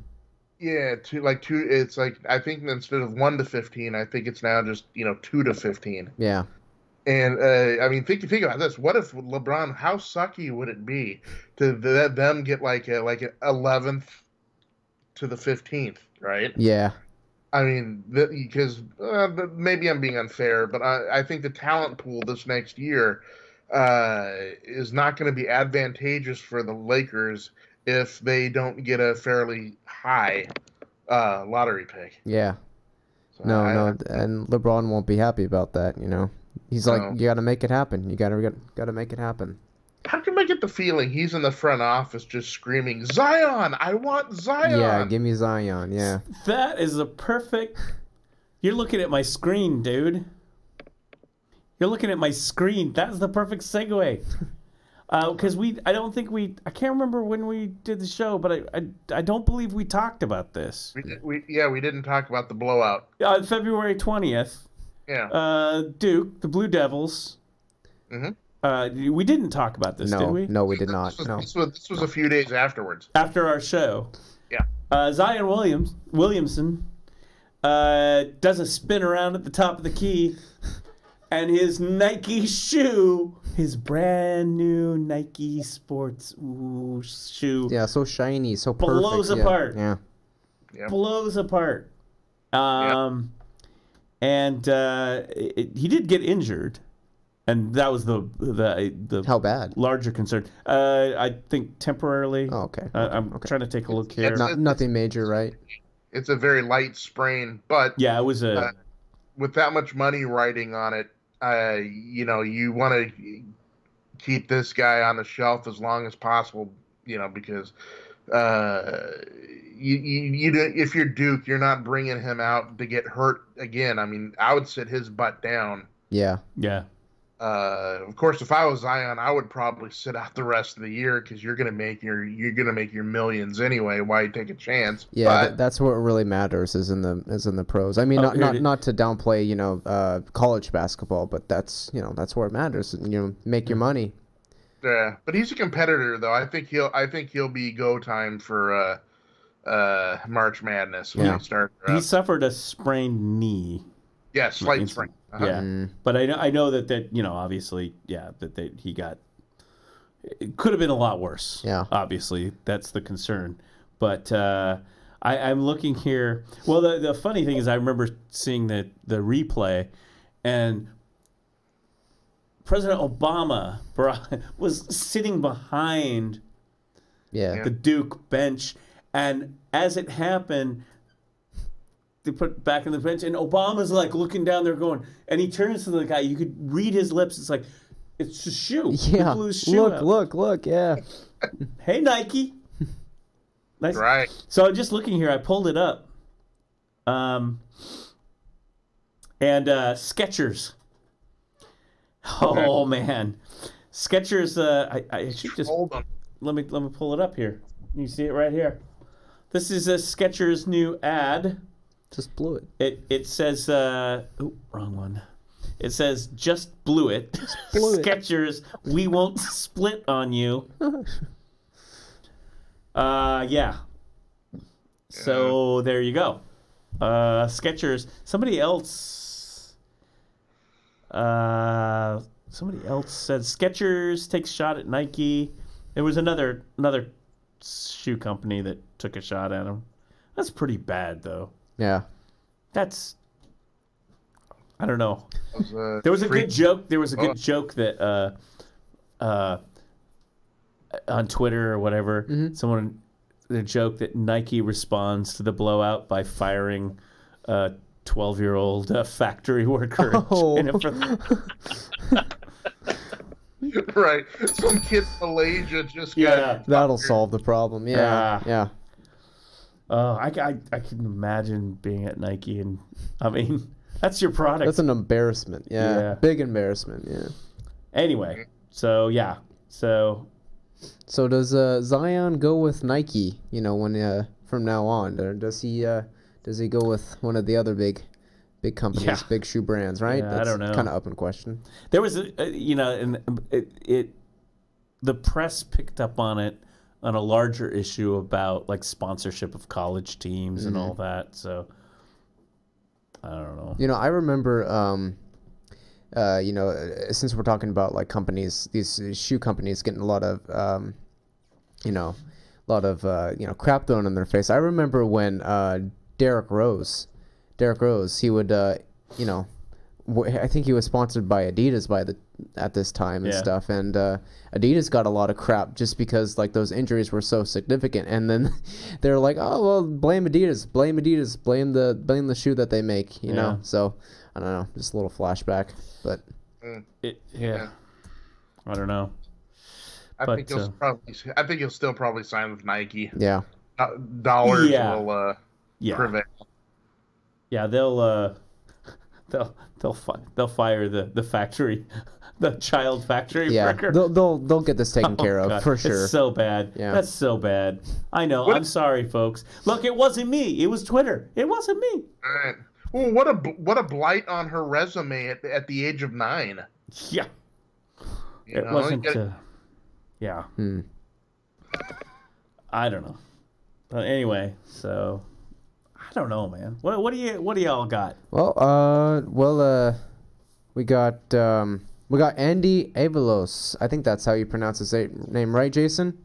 Yeah. Andy Avalos, the new defensive coordinator. We're switching to football, but new defensive coordinator for Oregon. Yeah. What's your take on him? I had him like last week, so. My initial thing is I like him. I'm kind of with anything with Oregon now. I'm kind of in a wait and see mode. Yeah. But I'll be honest with you. With the defense of the last couple of years, I don't see how you can do much worse. Yeah.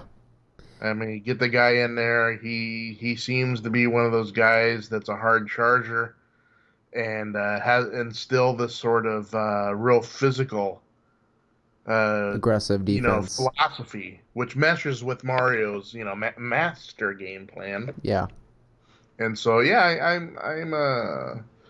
I'm intrigued, and at the same time I'm kind of just in a wait and see mode. Yeah, no, definitely. It'll be interesting to see what kind of schemes he employs, and puts in play, because they say he uses like multiple schemes in the defense and stuff. So 3-4, 3-3-5, 4-2-5, whatever it is. He does a lot of shifting. He's one of those guys that one of his key thing is to just monkey with the mind of the other offensive coordinator. Yeah. To throw him off the game, which is not, it kind of works at the college level, right? Because I mean, at this time, everything is real regimented. This is what we do because you got to teach these kids how run a very complex system. Mm-hmm. And so if you got a guy that's willing to throw in a lot of monkey wrenches, that might actually make a difference, in some really close game. Yeah, exactly. Yeah, but that's definitely a positive going forward. Having him display a whole bunch of schemes and different looks. So, but no, I'm excited. Go. What's up? Oh no! Plus, we've got like coaches with the most awesomest names, right? Yeah. Oregon's got cool names for the coaches, so they've got to win. Yeah, they have to. It's a must. Yeah, no, I'm excited for Avalos. I'm kind of wondering though. I'm kind of wondering to see if Keith Hayward leaves after this season. If he pulls a Jim Levitt, this next season. Because of course, he wasn't hired for the defensive coordinator, and he was one of the top candidates, and he was hungry for it, and so was Joe Salavea, the defensive lineman coach. But I'll be interested to see if he's fully committed to the team. That it will be interesting. Yeah, I guess it's all going to hinge on how they do next year. If they really do, really, really, really well, then of course you're going to have some of the guys underneath go to different teams because they're going to get their opportunity to go on to a bigger level. Yeah, no, they're going to get their looks. Yeah. So I don't know, but I am intrigued more than the last few years. I'm intrigued now. I was kind of intrigued last year with Mario, but I was kind of in the very patient, this is his first year. Let's not set the bar too high. Yeah. But they've shown flashes of being able to be a really good team, and also the talent especially for next year is just fantastic. Yeah. So I'm excited. Yeah. Yeah, no, they've. I think most of them are wait and sees, but I'm pretty optimistic about the hires that Mario Cristobal has made. I think it's a good collection of assistants that know how to teach, but they know how to recruit. They connect with the players, through social media, and when they're doing their in-home unofficial visits, official visits, what have you.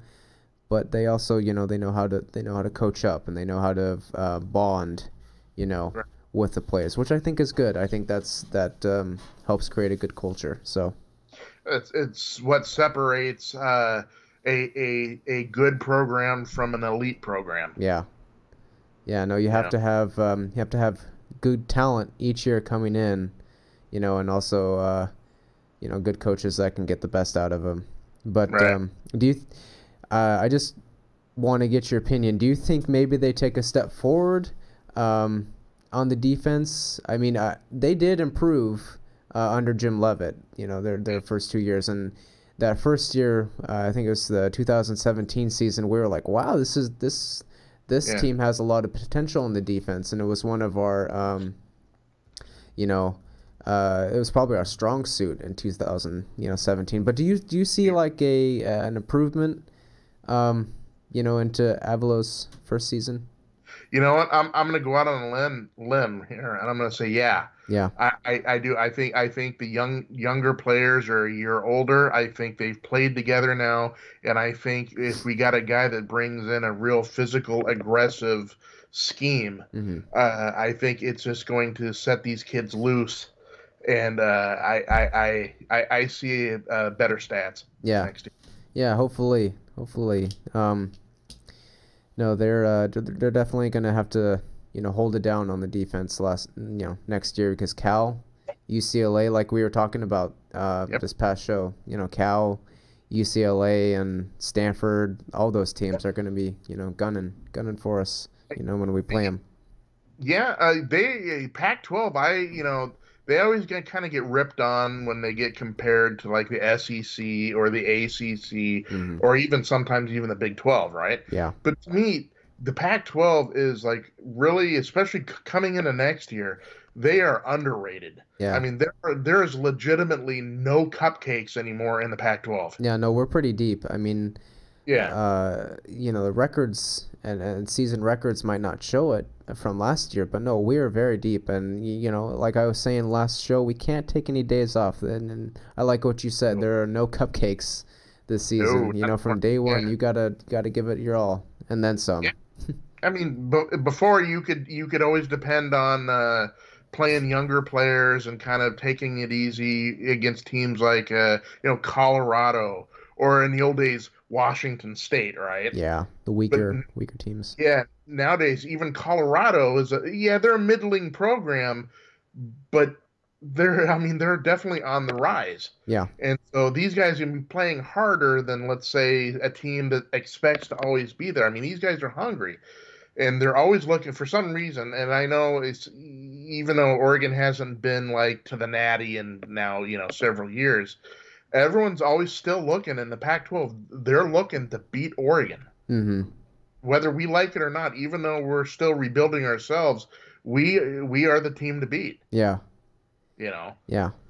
And which is good and bad. Good because we get better recruiting and that, but bad in the sense is that you got to bring it. Every single week. Yeah.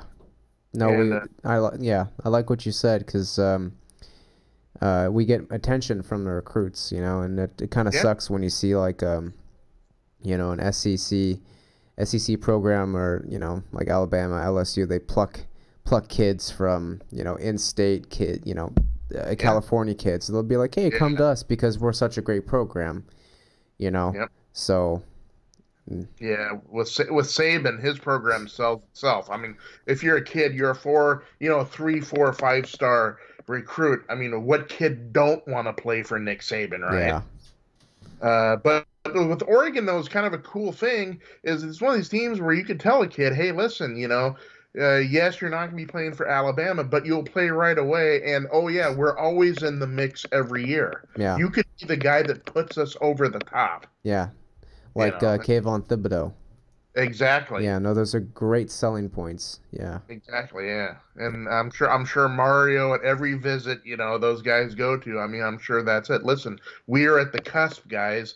You can either sit on the bench for 3 years in Tuscaloosa, or you can come to Eugene and play. Yeah.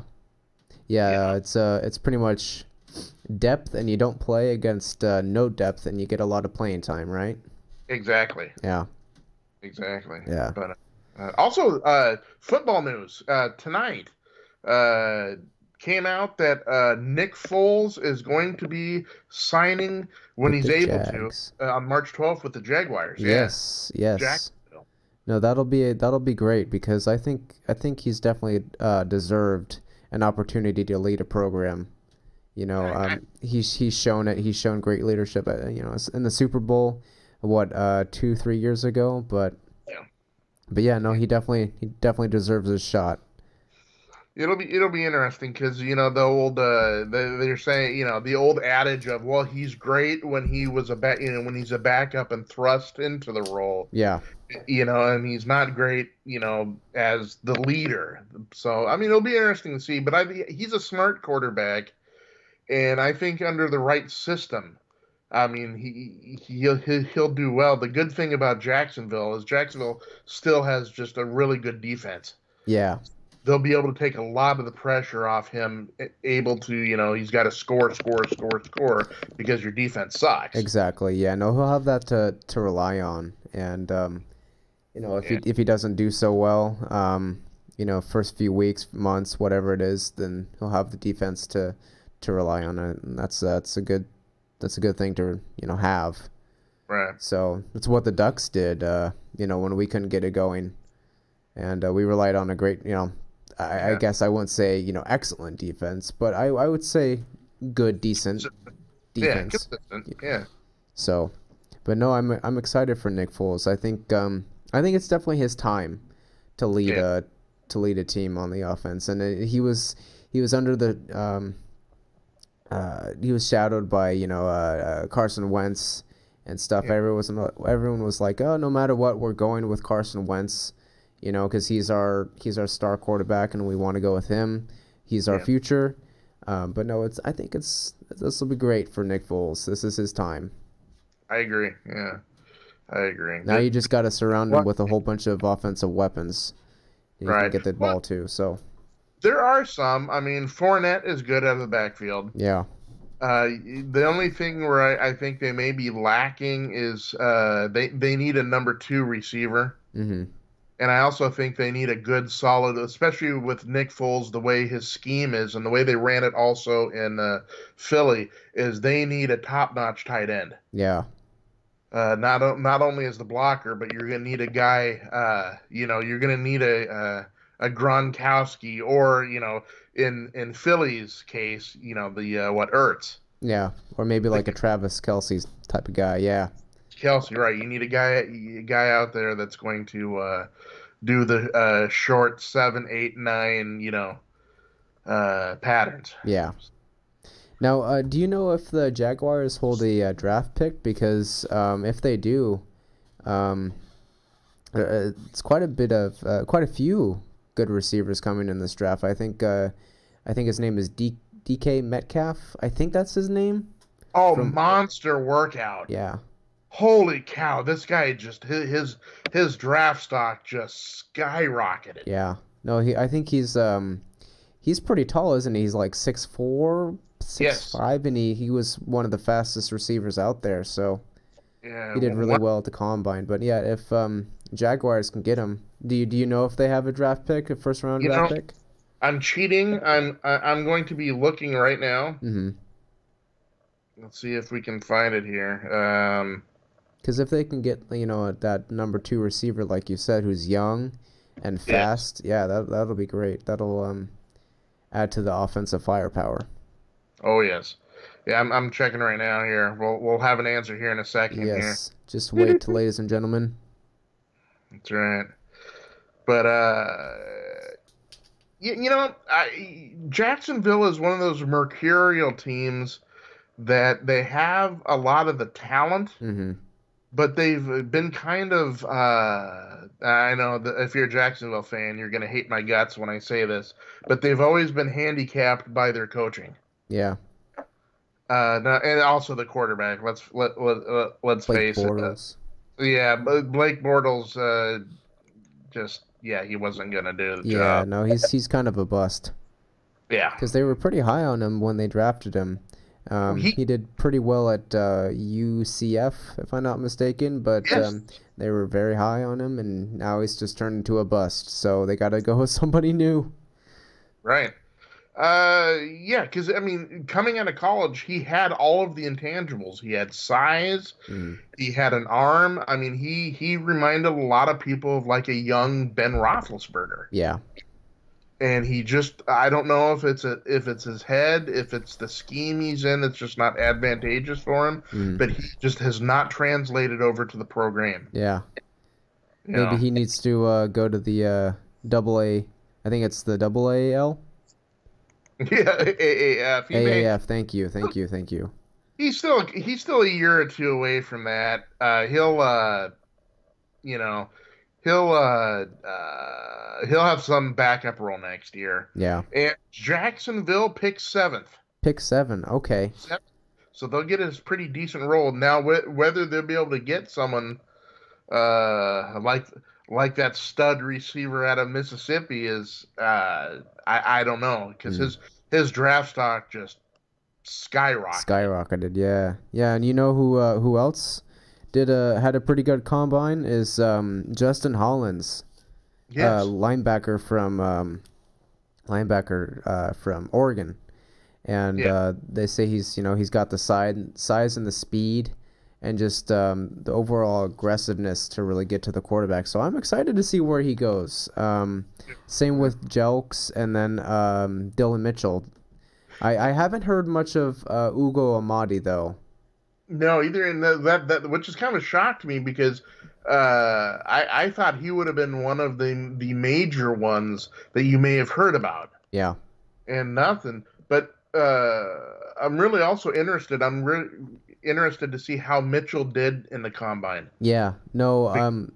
I think I read something about him, and they say he's got, good speed and good elusiveness, good hands. But one of the things that is kind of a turnoff is that he's not mature.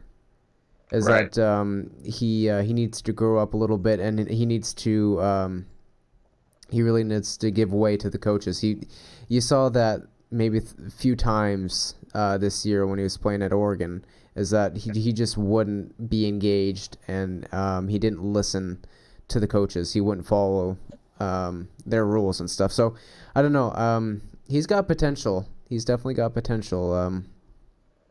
I see him maybe falling in the second, third round, maybe. Yeah. I definitely don't put him in the first. No. I pegged him anywhere third to fifth. Third to fifth, yeah. Mid rounder. Yeah. But he's just one of those guys that just has ungodly talent, but his head has kind of held him back. Yeah. A little bit, because I mean, if he would have been just totally in sync with the coaching staff, no problems. I mean, this kid could have. I mean, he may have not gone first round, but I could have seen him going easily second round. Yeah. Which is pretty I mean, it's really respectable. Yeah. No. So I just feel that his talent can get him mid round, but I think that not very many people are going to want to expend a high draft choice on an intangible, especially with the noggin. Yeah. No, and I think another thing is what people are looking at is his muscle mass. He's kind of a skinny fella, He's tall, but he's not that buff. He's pretty lanky, So I think he just needs to fill out his frame a little bit more, and I think a lot of that has to do with Ugo Amadi too. Is they're looking at his size probably, and looking at him and saying, oh well, he's probably what 5'9". Amadi, yeah, I think he's listed at what 5'9.5". Yeah. But I would say it just between you and me, I'd say probably closer to just 5'9". Yeah. No, that's definitely hurting his draft stock, and it's sad because Ugo Amadi is such a great leader and a great player. Is a ball hawk. Yep. But just that 5'9" is definitely hurting him. I agree. So, I mean, yeah, in college, defensive backs are just progressively getting bigger and bigger. Yeah. And I mean, you got to. I mean, when you have receivers now 6'4", 6'5", and still can run, a 4.4, you have to, you're gonna have to go up vertical to try to dampen them. Yeah. So. And I was reading today, kind of all over the place, I know, but on Bleacher Report they were saying it's kind of a four-man race for that number 1 draft pick, and who's on that race is your boy Kyler Murray. Yeah. And Nick Bosa, Josh Allen, and Quinnen Williams. And the talk today is like, do you really want to spend your first round draft pick on Kyler Murray? Like I definitely see he's got an NFL future, but I don't think I would spend my first pick on him. Right. It's interesting because earlier in the day, before the Nick Foles buzz, to the Jaguars, there was serious talk that at the 7th pick, Jacksonville, that they were thinking about taking, Kyler Murray. Mm-hmm. And now with Foles, what do? Is it a thing where you sign Foles and you play him for the next year or two and get this kid under your wing and try to coach him up a little bit? Or I don't know. Because when I heard about Nick Foles, I'm like, wait a minute, I thought they were going to go for Murray. What does that do? Have they shifted? Plans change. Yeah. So I don't know. I think Murray also is his draft stock. I think is going to be make or break in his pro day. Yeah. Because I mean, he's not that tall. You know all the minuses of that, but when he gets out there and he's able to limelight it and really show you what he can do, he's going to need that to really kind of highlight. I mean, to push him more. Yeah. Because if he has just an okay pro day, it's just going to reinforce every negative thing that they've said about that kid. Well, he's too short. He's never going to be able to play the pro game. Yada yada yada. But if you got this guy that runs out there with blazing speed and is accurate as heck, it may get one of these guys to be able to pull the trigger. Yeah. No, he's definitely got to go and get it and prove the doubters wrong. I agree. Yeah. But no, he's definitely got an NFL future, like I said, and but I just don't see him going number one. I would rather pick a defensive stud like Nick Bosa, Josh Allen, or Quinnen Williams. So right. Someone who can come in right away and produce rather than I don't think Kyler Murray. If given go ahead. No, I'm going to say there is no quarterback this year that is going to be. The closest will be the kid from Ohio State, Haskins. Yeah, but there is no franchise quarterback in this year's draft. I don't care what anyone says about Kyler Murray and how no. I don't see it. I see Murray as a project. He's going to be a development guy. He's going to be a guy that's going to need to be coached up like Aaron Rodgers was coached up. Yeah. Get a few years into the system, and then we're talking. But I don't see a day one guy, getting out there. Yeah. And doing not this year's draft. Before the show, I was watching some highlights of the Oklahoma and Alabama game. Yeah. And what I noticed is that Alabama got some great pressure on Kyler Murray, and he could just not get it going, right? Right. Well, what's going to happen when he gets to the NFL and he's thrown, to the wolves, to NFL guys, NFL players who have been there, who have great coaching, and they have a better skill set than probably Alabama, but I guess you could consider Alabama like a mini NFL team. But but the point is that they're going to be even more challenging for Kyler Murray if he's thrown into a starting position. So I think you're right. I think he is a project. I don't see him going number one and being a starting franchise quarterback. So. Right. Well, Breeze and Russ have proven that you don't have to be, over the 6'2" threshold to be a star in the NFL. But the thing is, especially with Breeze, the key to his success is timing. The guy has got it down cold. I mean, he knows where every receiver on that field is. He knows when exactly he needs to get that ball loose. And I'm worried that if he goes too high, Murray will never get the time to get coached up to learn that. Because you're right, when Alabama, they threw him off because, they knew how to get to him. Yeah. With a shorter quarterback, bull rush him and make him throw the ball early because he's got to use those passing lanes even more delicately than the tall guy who can just throw over. Yeah, exactly. Yeah, it's going to be a NFL is a whole nother level. It's a whole nother animal. Whole nother level. Yeah. And I like Murray. He's got a lot of intangibles. He's accurate. He seems to have Athletic. a good head on his shoulders. But at 5'9" and a half, which I don't know. In the combine, did they officially measure him yet? As far as height, I think they measured him at like 5'10". Okay. If I'm not mistaken. So. Yeah. Okay, 5'10" is not too bad. That's pretty much Russ territory. Yeah. And Breeze territory. So that's not too bad. Yeah. No, it's not. I'm saying that's it hasn't happened before where a shorter quarterback who has that athletic ability can't be successful. I just don't see it with Kyler. Yeah, I can see him playing a few years, getting tired of it and going to play baseball. Yeah. Watch us be completely wrong about Kyler and him just light it up. He comes out like another Mahomes, you know, and just lights it up, and then we'll just be sitting there like this. Yeah, we'll look like the idiots, huh? Well, I'm at least speaking for me. I'm used to that, but Same I mean, here, buddy. Same here.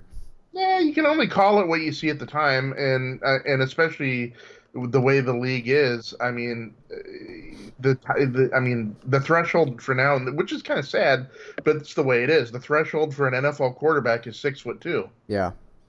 You know. Yeah, that's kind of like the average. Average is 6'2" and above. So. Yeah. So we'll see. We'll see. Yeah. I wish the kid luck. I mean, he's got great skills, and he in the right scheme and in the right team with the right coaches, the kid could go far. He can. Mm-hmm. The problem is, though, I mean, if you're a really, really high draft choice, you're there because you don't have great coaches, you don't have great talent around you, and they're not going to be able to take time to really coach you up. Yeah, no, you're exactly right on that. Yeah. I mean, the only reason why Aaron Rodgers is Aaron Rodgers is because he could ride the pine for a few years while Brett Favre did his thing. Yeah, had great coaching and a great mentor. Yeah. Exactly, and Tom Brady too. Yeah. He had Bledsoe in front of him for a couple of years before he manned the reins and was able to successfully take over. The only problem is, I always call it, and I know this is being really unfair to Vinny, but I always call it the Testaverde factor. Vinny Testaverde comes out of college, he's the prototypical quarterback. He's got all the talent in the world. Yeah. But he goes to the Tampa Bay Buccaneers, who just throw him to the wolves. And how many careers have just gone down because the team wrecked them? And I'm sure if Joey Harrington's out there right now, he's probably shaking his head. Yeah. Me, yeah. Yeah. So I don't know, but I wish the kid luck. Yeah, no, wish him the best. Yeah, so well, anyway, I think that's it as far as NFL. Do you have any news, Doc, for us? Not football. Not football. Well, yeah, that's why I said we're done with I'm letting you guys talk. Yeah. There is one more combine news. Defensive tackle Lawrence from Clemson hurt himself during the 40-yard dash today. Dexter Lawrence, is that who you're talking about? Lawrence, yeah, hurt his left leg while he was running the 40-yard dash today. Oh, man. Do you think that hurts his... I think he's a top 10 pick, isn't he? Yeah. Oh, yeah. Yeah. Yeah, he's easily top 10. I don't know. I think it could be just a hammy, or it could be just, I wouldn't read too much into it. Mm. But, I mean, the way the combine is, I mean,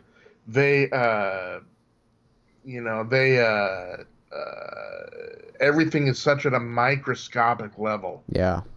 That I'm sure this is going to scare off some teams, or at least get them, red flags. Yeah. But... I don't know. I just bring it up because it seemed to be, a talking point of today's combine. Yeah, well, hopefully it doesn't hurt his draft stock too much, because I definitely like Dexter Lawrence as a player. I've watched him in the national championship, and he gets after it. So he's definitely got a bright future. But I hope he doesn't hurt his draft stock too much, because he is definitely a number one, first round pick. Excuse me. So. Right. Yeah. So. Hey, when we do these shows, as we get into the summer, I'm gonna start wanting your take on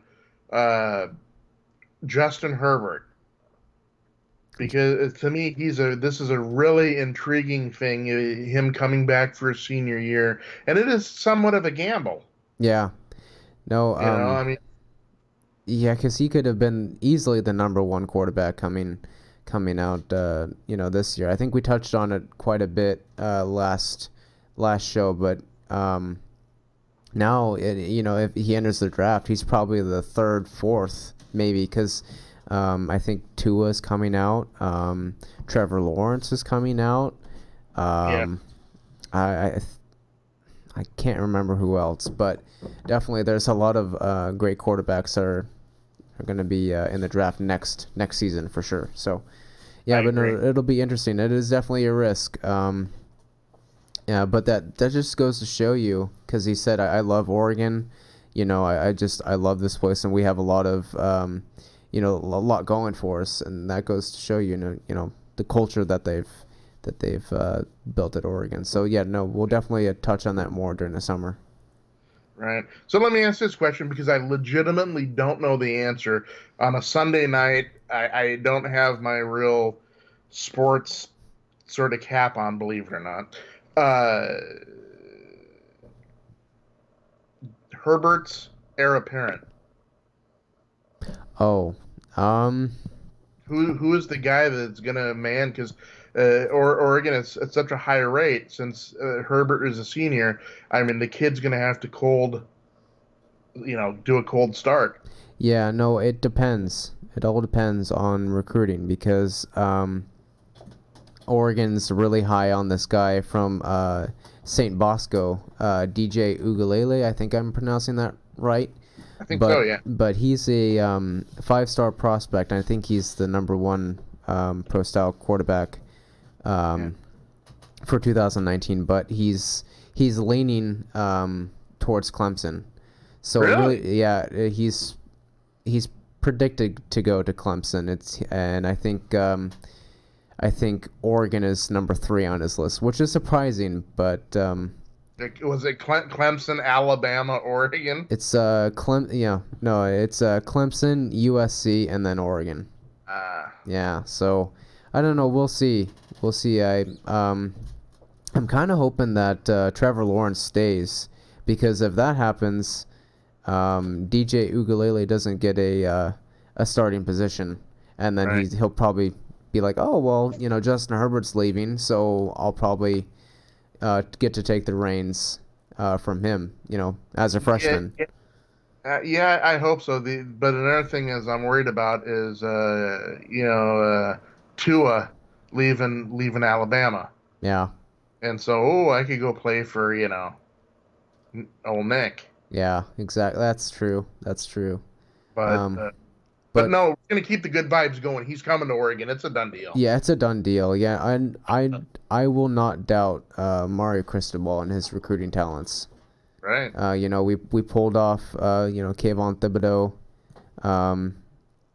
out from under the likes of Alabama, Florida State, and USC. That's got to rankle Saban too. Yeah. And thought this guy was a done deal, and here he goes to Oregon. Yeah. He's like, Mario. Yeah. But no, I'm not going to doubt Mario Cristobal and his talents. I truly believe he's probably one of the best recruiters. And he's surrounded himself with a whole bunch of great recruiters, and I really hope we can get DJ. Not that I don't believe in Tyler Shucker or this new guy Cale Millen, but I would really like to see DJ in an Oregon uniform next season. Yeah, if you got a shot at the number 1 prospect, a legitimate 5-star, you got to go for it. Yeah.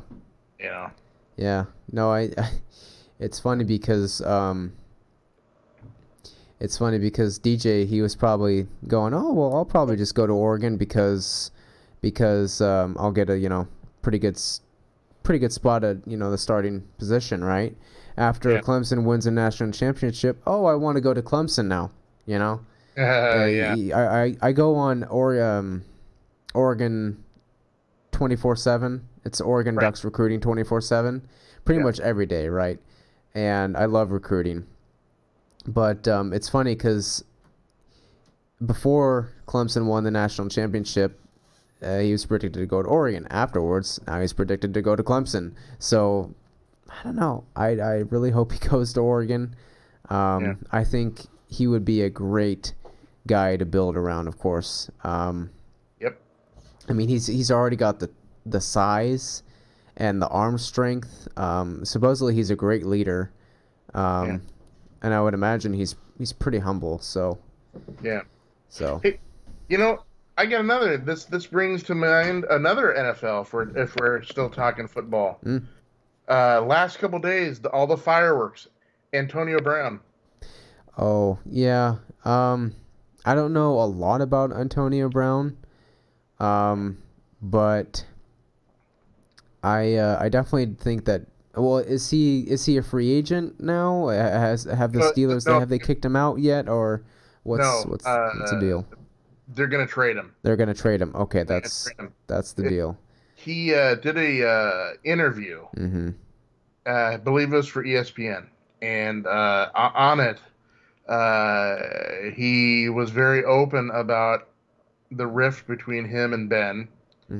But he said some things that concerned a lot of. I mean, it concerned a lot of coaches and front office people around the league.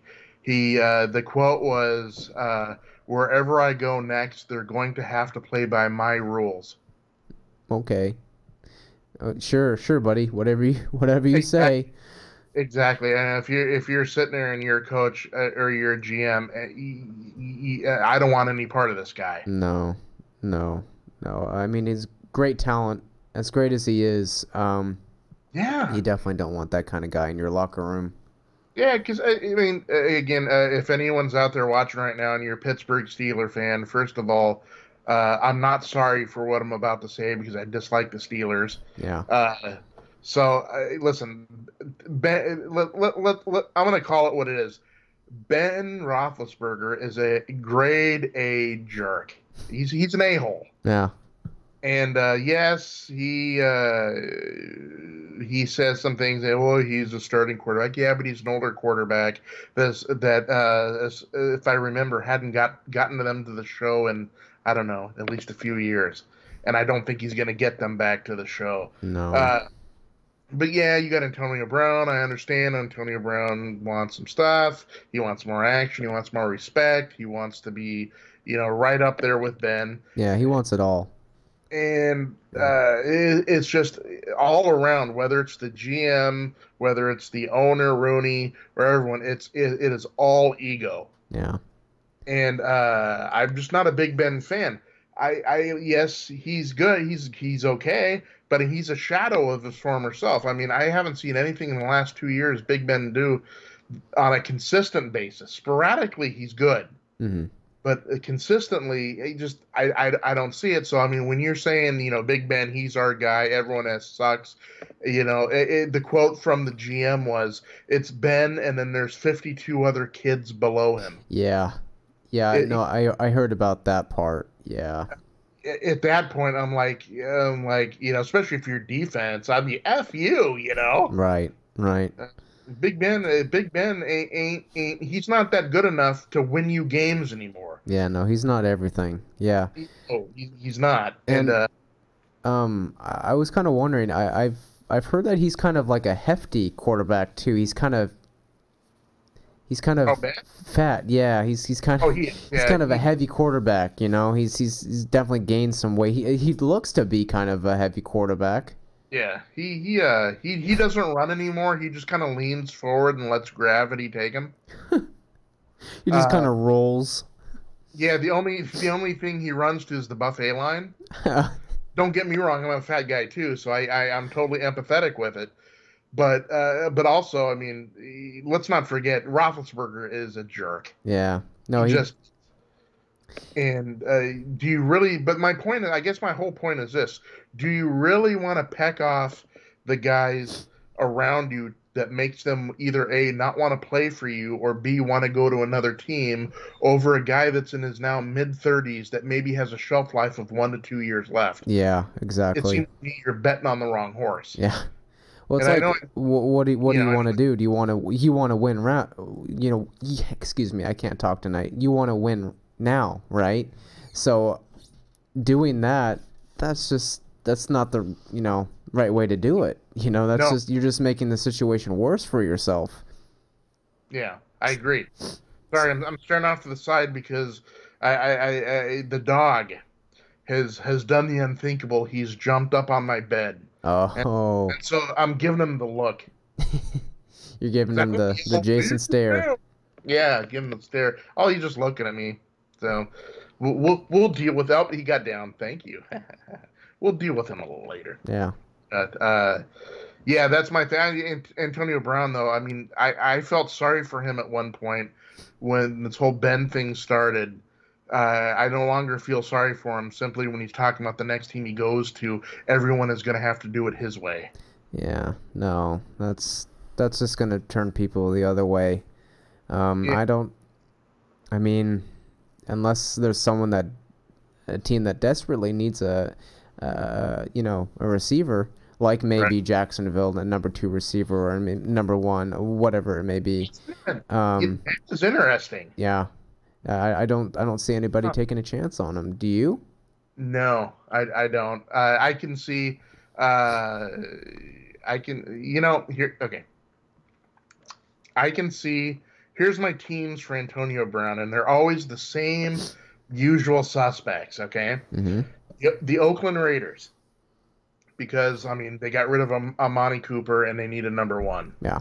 I could see him going there, especially with the Al Davis. Even though he's passed on, the whole Davis credo. I could see Antonio Brown going there. The next usual suspect, of course, is the Dallas Cowboys, because Jerry Jones, he can't he can't help a carnival. Yeah. Other than that, though, who else? Were the 49ers interested at one point? They could be. Maybe. I don't know if Antonio Brown would go there. I would say the same thing about Arizona. Mm-hmm. But I don't think he wants to play for, he doesn't want Rosen to be throwing him the ball. Yeah, he wants an experienced quarterback. Yeah. So I wouldn't be surprised. I may make a thing here. If he doesn't go to Jacksonville, Mm-hmm. which would be a good choice for him, especially since Nick's going down there, that wouldn't be a bad choice for him. I would say the Raiders, Gruden. The Raiders, yeah. You Yeah, know? surround Derek Carr with all the weapons you can Yep. get, Yep. So. You get to play for Gruden too. Oh yeah. Yeah, doesn't he dislike Derek Carr? I've heard they don't get along all that much. They don't see eye to eye much. Which at first I was kind of surprised until I actually sat down and really, really thought about it. Mm-hmm. And the reason why now I'm not so surprised is Derek Carr was soft coached over his first 4 years. And so he has now gotten that point where I'm the man, I'm going to do it as I see fit. And Gruden is not that animal. He is a quarterback's coach. He is a guy you will perform exactly as I say do. I mean, Gruden has a proven success with quarterbacks. Yeah. So I mean, so when you got an ego of a Carr saying no, listen, I've got this, I'm going to do this, and you've got a Gruden who has, like Belichick, they have everything regimented. You got to do it to a T. It's a recipe for drama. Yeah. Do you see Derek Carr out the door? Eventually, yeah. Eventually, yeah. I think he, and I don't even think it's that much ego anymore. I think it all has to do with production. He did squat last year. Yeah. And if you're Gruden, you're not going to have all that patience, especially with all those draft choices. I'm half expecting Gruden with all these draft choices this year. I'm half expecting him to go out and either trade up, get rid of a couple of those draft choices to trade up, or pick a quarterback. I would not be surprised, and this is, again, I'm throwing this right out of left field, so take this with a grain or a few grain of salt, is that I could see him going up to try to get someone like a Drew Lock. Yeah, there you go. Your next franchise quarterback. Yeah. Yeah.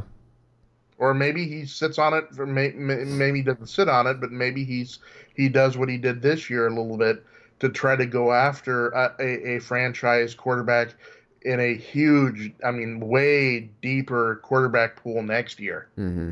Yeah, no, I that. could see him going after Herbert. I could see him going after Lawrence. I could see him going after, whoever. Yeah, Tua. Tua. Yeah, Tua even. He would be You know. great. Yeah, Yeah. because Tua, I think he'll be great in the NFL, especially with his arm size and So and let me you know get his. let me get your take on this then, Jay-Z. Hmm. Let me get your take on this, just since we're talking QBs and stuff. If you are a coach for a crappy team, Mm-hmm. but your position as the coach is pretty solid. In other words, if you tank another year, chances are you're not going to be shown the door, right? Right. Do you go for the brass ring this year and spend your bullets on a so-so quarterback, or do you bypass it and knowing that you're probably never going to do quite as well this year to go for the brass ring next year? You mean like draft a better quarterback than what you would have had if you were to go for the. Yeah, because if you let's say you could go up and you could get a Drew Lock, Mm-hmm. but you say to yourself, well, he's good, but he's never going to be a guy that Lawrence or a Herbert or a Tua is going to be. Do I go in a different direction, beef up your running game, beef up your defense, and then that's going to take time to develop. So chances are you're going to have another crappy year next year. Yeah. It's going to throw you right back into the mix. And hey, maybe you trade some of those draft choices you got this year into next year's draft to parlay another high draft choice. Yeah.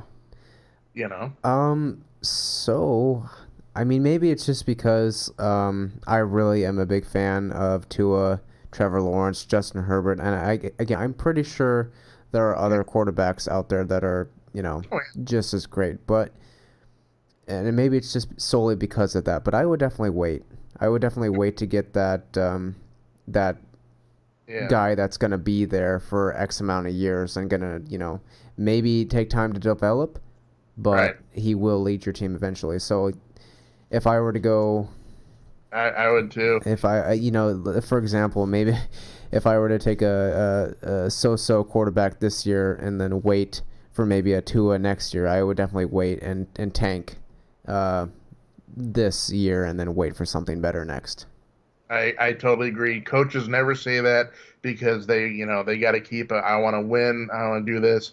But I mean, if I was a coach and I had a choice of either getting a middling quarterback this year or kind of get a decent enough kid that you could groom as a backup and save it all for one of the big three or big four QBs next year, that's what I'm doing. Yeah, exactly.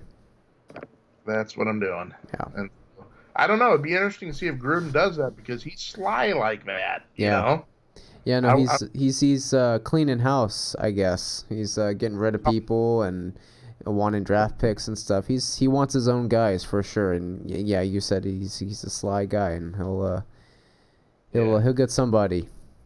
Yep. So that would be interesting. Now, if you're the Raiders, what sort of quarterback do you get? Do you go for a Herbert, who is a classic pocket guy, who's got a cannon for a pretty decent arm, and a good leader, a smart quarterback, or do you go for an intangible guy like Tua who can run as more of a dynamic quarterback? Yeah. Or you go for Lawrence. Now, I like Lawrence. I think he's a good kid. I think he's got tons of things, but he was only a freshman this year. I mean, yes, he played great. He got you to the show, but to me, next year, that's even going to prove even more to me about this kid. Yeah, no, I definitely agree because people, because teams they're gonna know what he's gonna do and stuff. They're more familiar with his skills.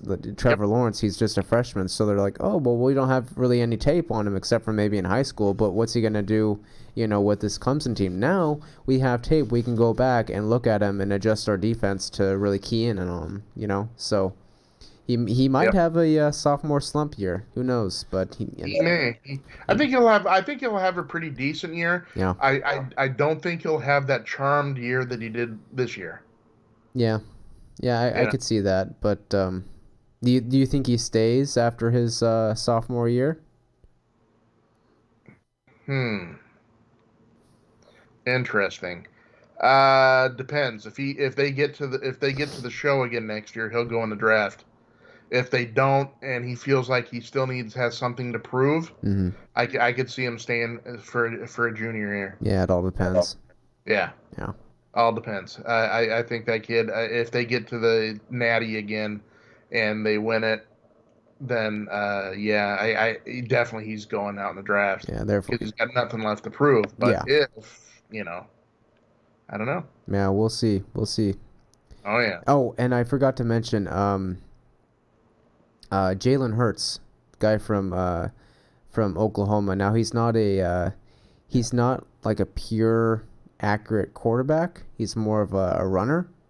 Yeah. But I definitely could see him being a project as well. So maybe he could go to a team and build up his talents at a team that'll take him.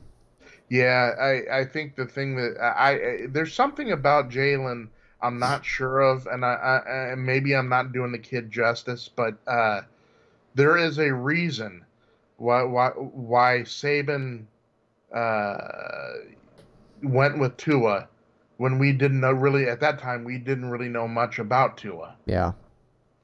So there's got to be something that made a guy like Saban, who runs the machine, make the change.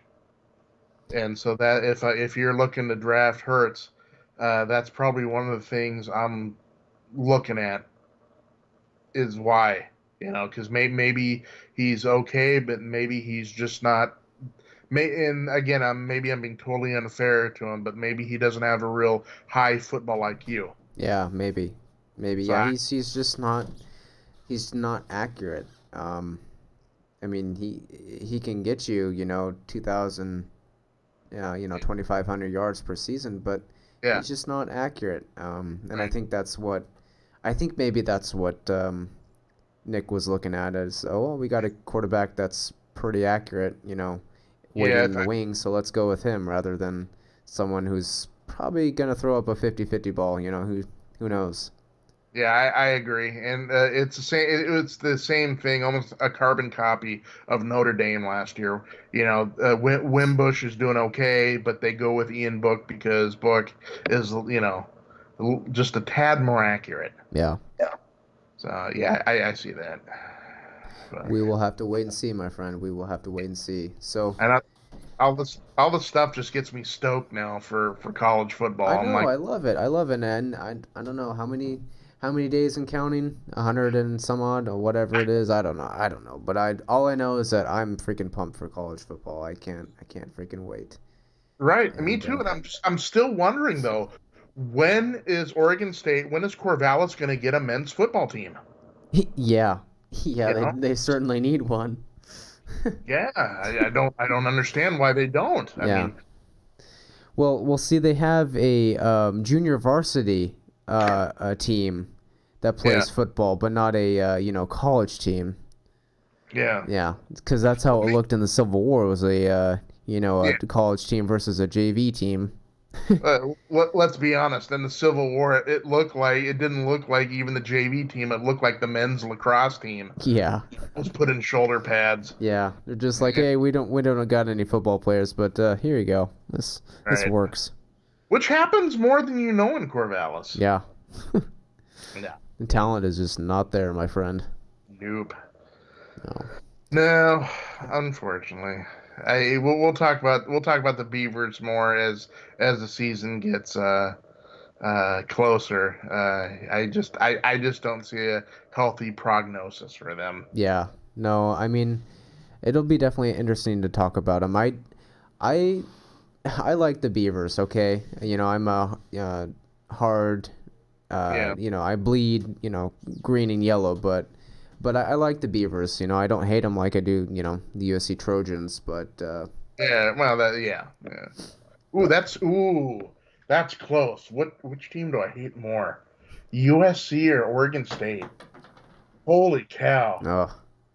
Oh, I'm gonna have to sleep on that. That's tough. Yeah, you get back to us next show, okay? I will. I'll have to do some deep soul searching. Yeah, really find yourself, find the answer. You might have to, climb some climb some mountains in the Himalayas and find some monks. But you'll get the answer, man. Maybe you'll have to meditate. I will. But I'll do some deep meditation. yeah, let's think about this. Yeah. But hey, I wonder what Doc's doing over here. What are you doing over here, Doc? What's going Are on? you awake over there, man? No, No, you're not awake. I'm freezing too. Yeah. My coffee Yeah? turned to ice coffee Oh, great. during this thing. Oh, I know. no. Cold. But I did figure out why the headphones were screwed up. Anyway. I know, I'm it's freezing. It's like 29 degrees right now. Yeah, it's just we gotta get out of here, man. I know. As much as I love this show, like I think it's like 29 degrees. Yeah. I think that's what the thing says. It's freezing down here. That's way too Literally, damn the cold. coffee was warm and it's cold. Well, what do you say we call it then? Go get warm. Yeah, I mean, yeah, there was different stuff, but we've been going at it for a while. Yeah, I still have more material, but You save it for next week? Yeah, we can put it for next week. Cool. Yeah. I mean, yeah, there's soccer. There's NASCAR. But you know what? I'm really just tired and cold. Yeah, me too. Right? Me too. Yes, I'm pretty tired and cold too. Just go read the things. Yeah. The Timbers did play. Uh-huh. I think the seasons start like first games. Yeah, I think you're right. And they played in Colorado. Oh, really? Coldest game in MLS. Oh. Speaking of cold. How cold? How cold are we talking? 18 degrees. Ooh. Wow. It beat the previous record of 19 degrees. It was in Colorado. Dude, I got the shivers just you telling me that. I know. Do we know a final score? It was tied 3-3. I got you. Okay. Better than their loss, right? Yeah. Yep. Yeah. And then I'm just cold, man. Yeah. All right. I'm sitting here looking at my phone and I'm thinking, man, I'm cold. Are you cold? I am very cold, yes. cold. I've got... Oh, guys, I've got this... Go ahead, Jason. No, I was gonna say Jay-Z and Doc, take us home, man. Yeah, let's take us home. But I wanted to... I don't think I can show you on the screen, but I got this World's Finest shirt on. It's the DC... what do they call them? The Justice League shirt on. This is such a kick-ass shirt, man. Oh, cool. I just freaking love it. I had to share it with you guys, but... Cool. Well, you didn't see it. You'd have to, like, show it. But, Yeah. But we believe you. Yeah. But I got this. I got this long sleeve shirt on. I've got this Yeah. sweatshirt, and then I got my vest, and I'm still freaking freezing over here. I know. It's and there's like equipment that keeps things warm, and it's not working. It's not working, dude. It's just cold as cold. All right. So I did do my homework since the last show. Yeah. Yeah, I did not. I know you guys didn't. I did mine though. I watched the Battered Bastards of Baseball on Netflix. Yeah. We talked about that the last show. Yeah. Which I didn't know anything about the Portland Mavericks. A great documentary. Really great documentary. Yeah. You know, It was very good. Highly recommended. Week, they came out with a poll, and that movie or that documentary was voted one of the top 10 baseball movies or documentaries of all time, Oh, nice. along with Field of Dreams and Bull Wow. Durham, and Wow. Yeah. Well, you know one of the guys. I think I took it off here. One of the guys, the Bat Boys, is a Hollywood director and writer. Yeah, won Academy Awards and whatnot. So, one of the guys who was the Bat Boy, I think it's just like the same guy. I think he was also involved in the Big Chew. I didn't even realize that the Big Chew came up from those guys. Like a couple of guys in. You know what the Big Chew is, right? It's basically it's like a bag full of gum. wasn't he the guy that was friends with Laverne and Shirley? Oh, wait a minute. No, that's the Big Ragu. Okay. Anyway, Well, you know what the Big Chew is? Big Chew. the Big Chew. It would be a bag like for chewing for baseball, but it's Yeah. bubble gum. It was gum. Yeah, For kids? I used to play baseball, Chew. so I'm pretty Yeah. sure I'm familiar with Yeah. So a couple of those guys you shredded it up and made the thing, and that's what they did after. Yeah, it's called a Big League Chew. Yeah, that's it. Big League Chew, I guess. All yeah, right. The guys that created that were Mavericks. Yeah, they were like Beaverton or something like that. Cool. Somewhere. So they sold it off, made a few nice millions of dollars and whatnot. I was like, there you go. Good for them. Yeah. Supplying us with some big chew. But anyway, that was a good documentary, though. Good. I really, Yeah, Jason and I will have to catch up. Well, Jason's seen it. I've seen it. He's the one who recommended it. All right. Well, when you said you got to check it out, though. Okay. Well, when you said you guys haven't done your homework, I figured Jason hasn't. So. Oh, yeah, no. We're just doing that for you. That's how I met Frank Peters, the old manager of the Portland Mavericks. Was through an interview for off that movie. Yeah, it was great. It was a good interview.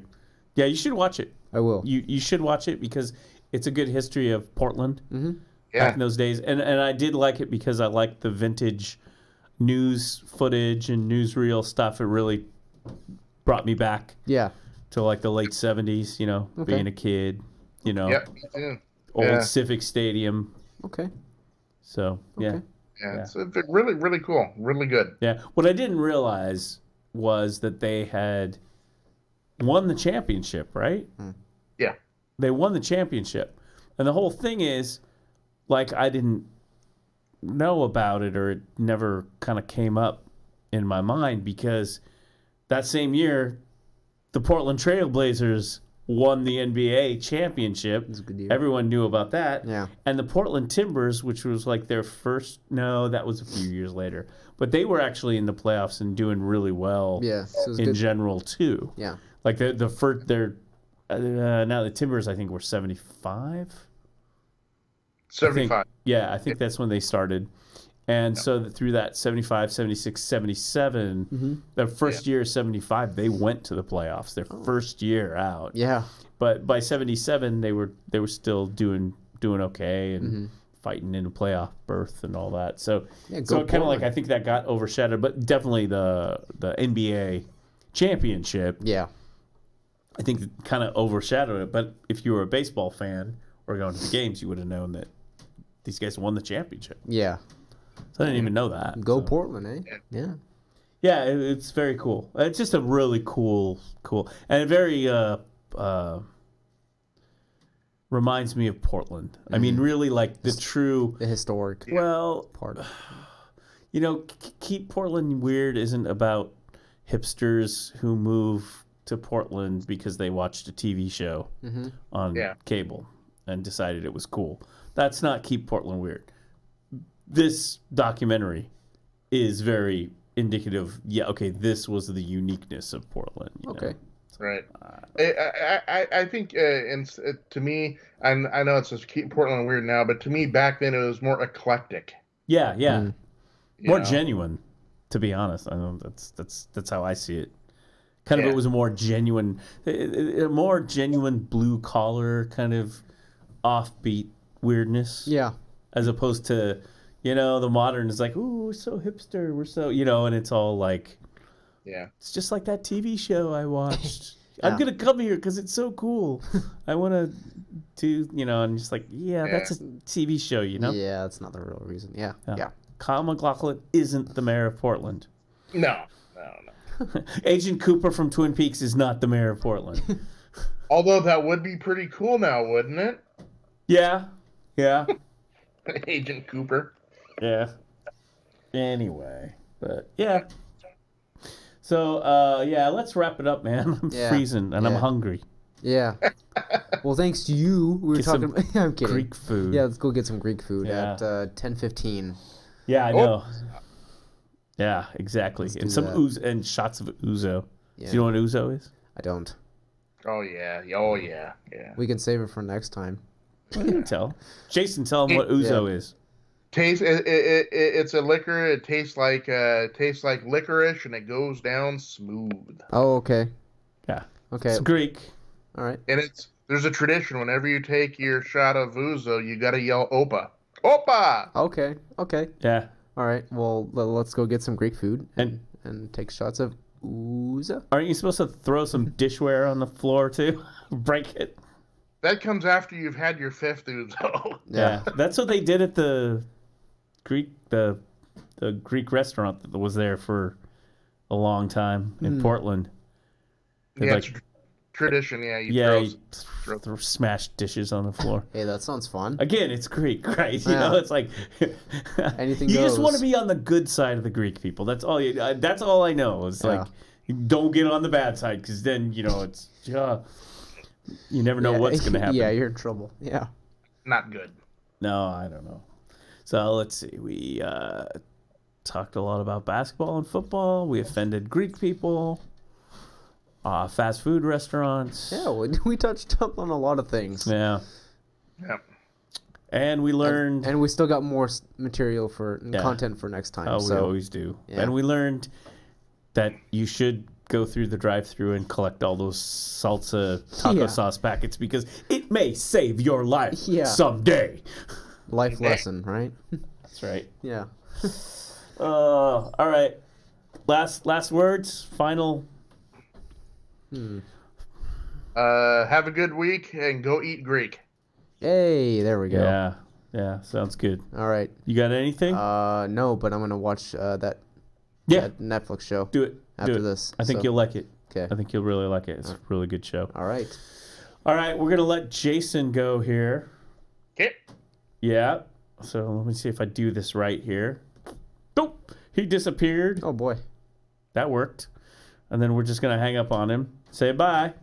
Bye, Jason. Bye. See you, bud. And then we are going to just fire this up and get out. I am so cold, man. Yeah, it's too freezing. It's freezing down here. Well, and it's the wind outside, man. And you're talking about football. Yeah. Which isn't exactly, like thinking of snow and stuff. Cold fall, winter, cold weather. Yeah. Sucks. I know. Sucks. Change it. Yeah. Come on, let's talk about something else, right? All right. All right. See you later. See you guys. See you next week, I think. Yeah. Yep. Okay, bye. Bye.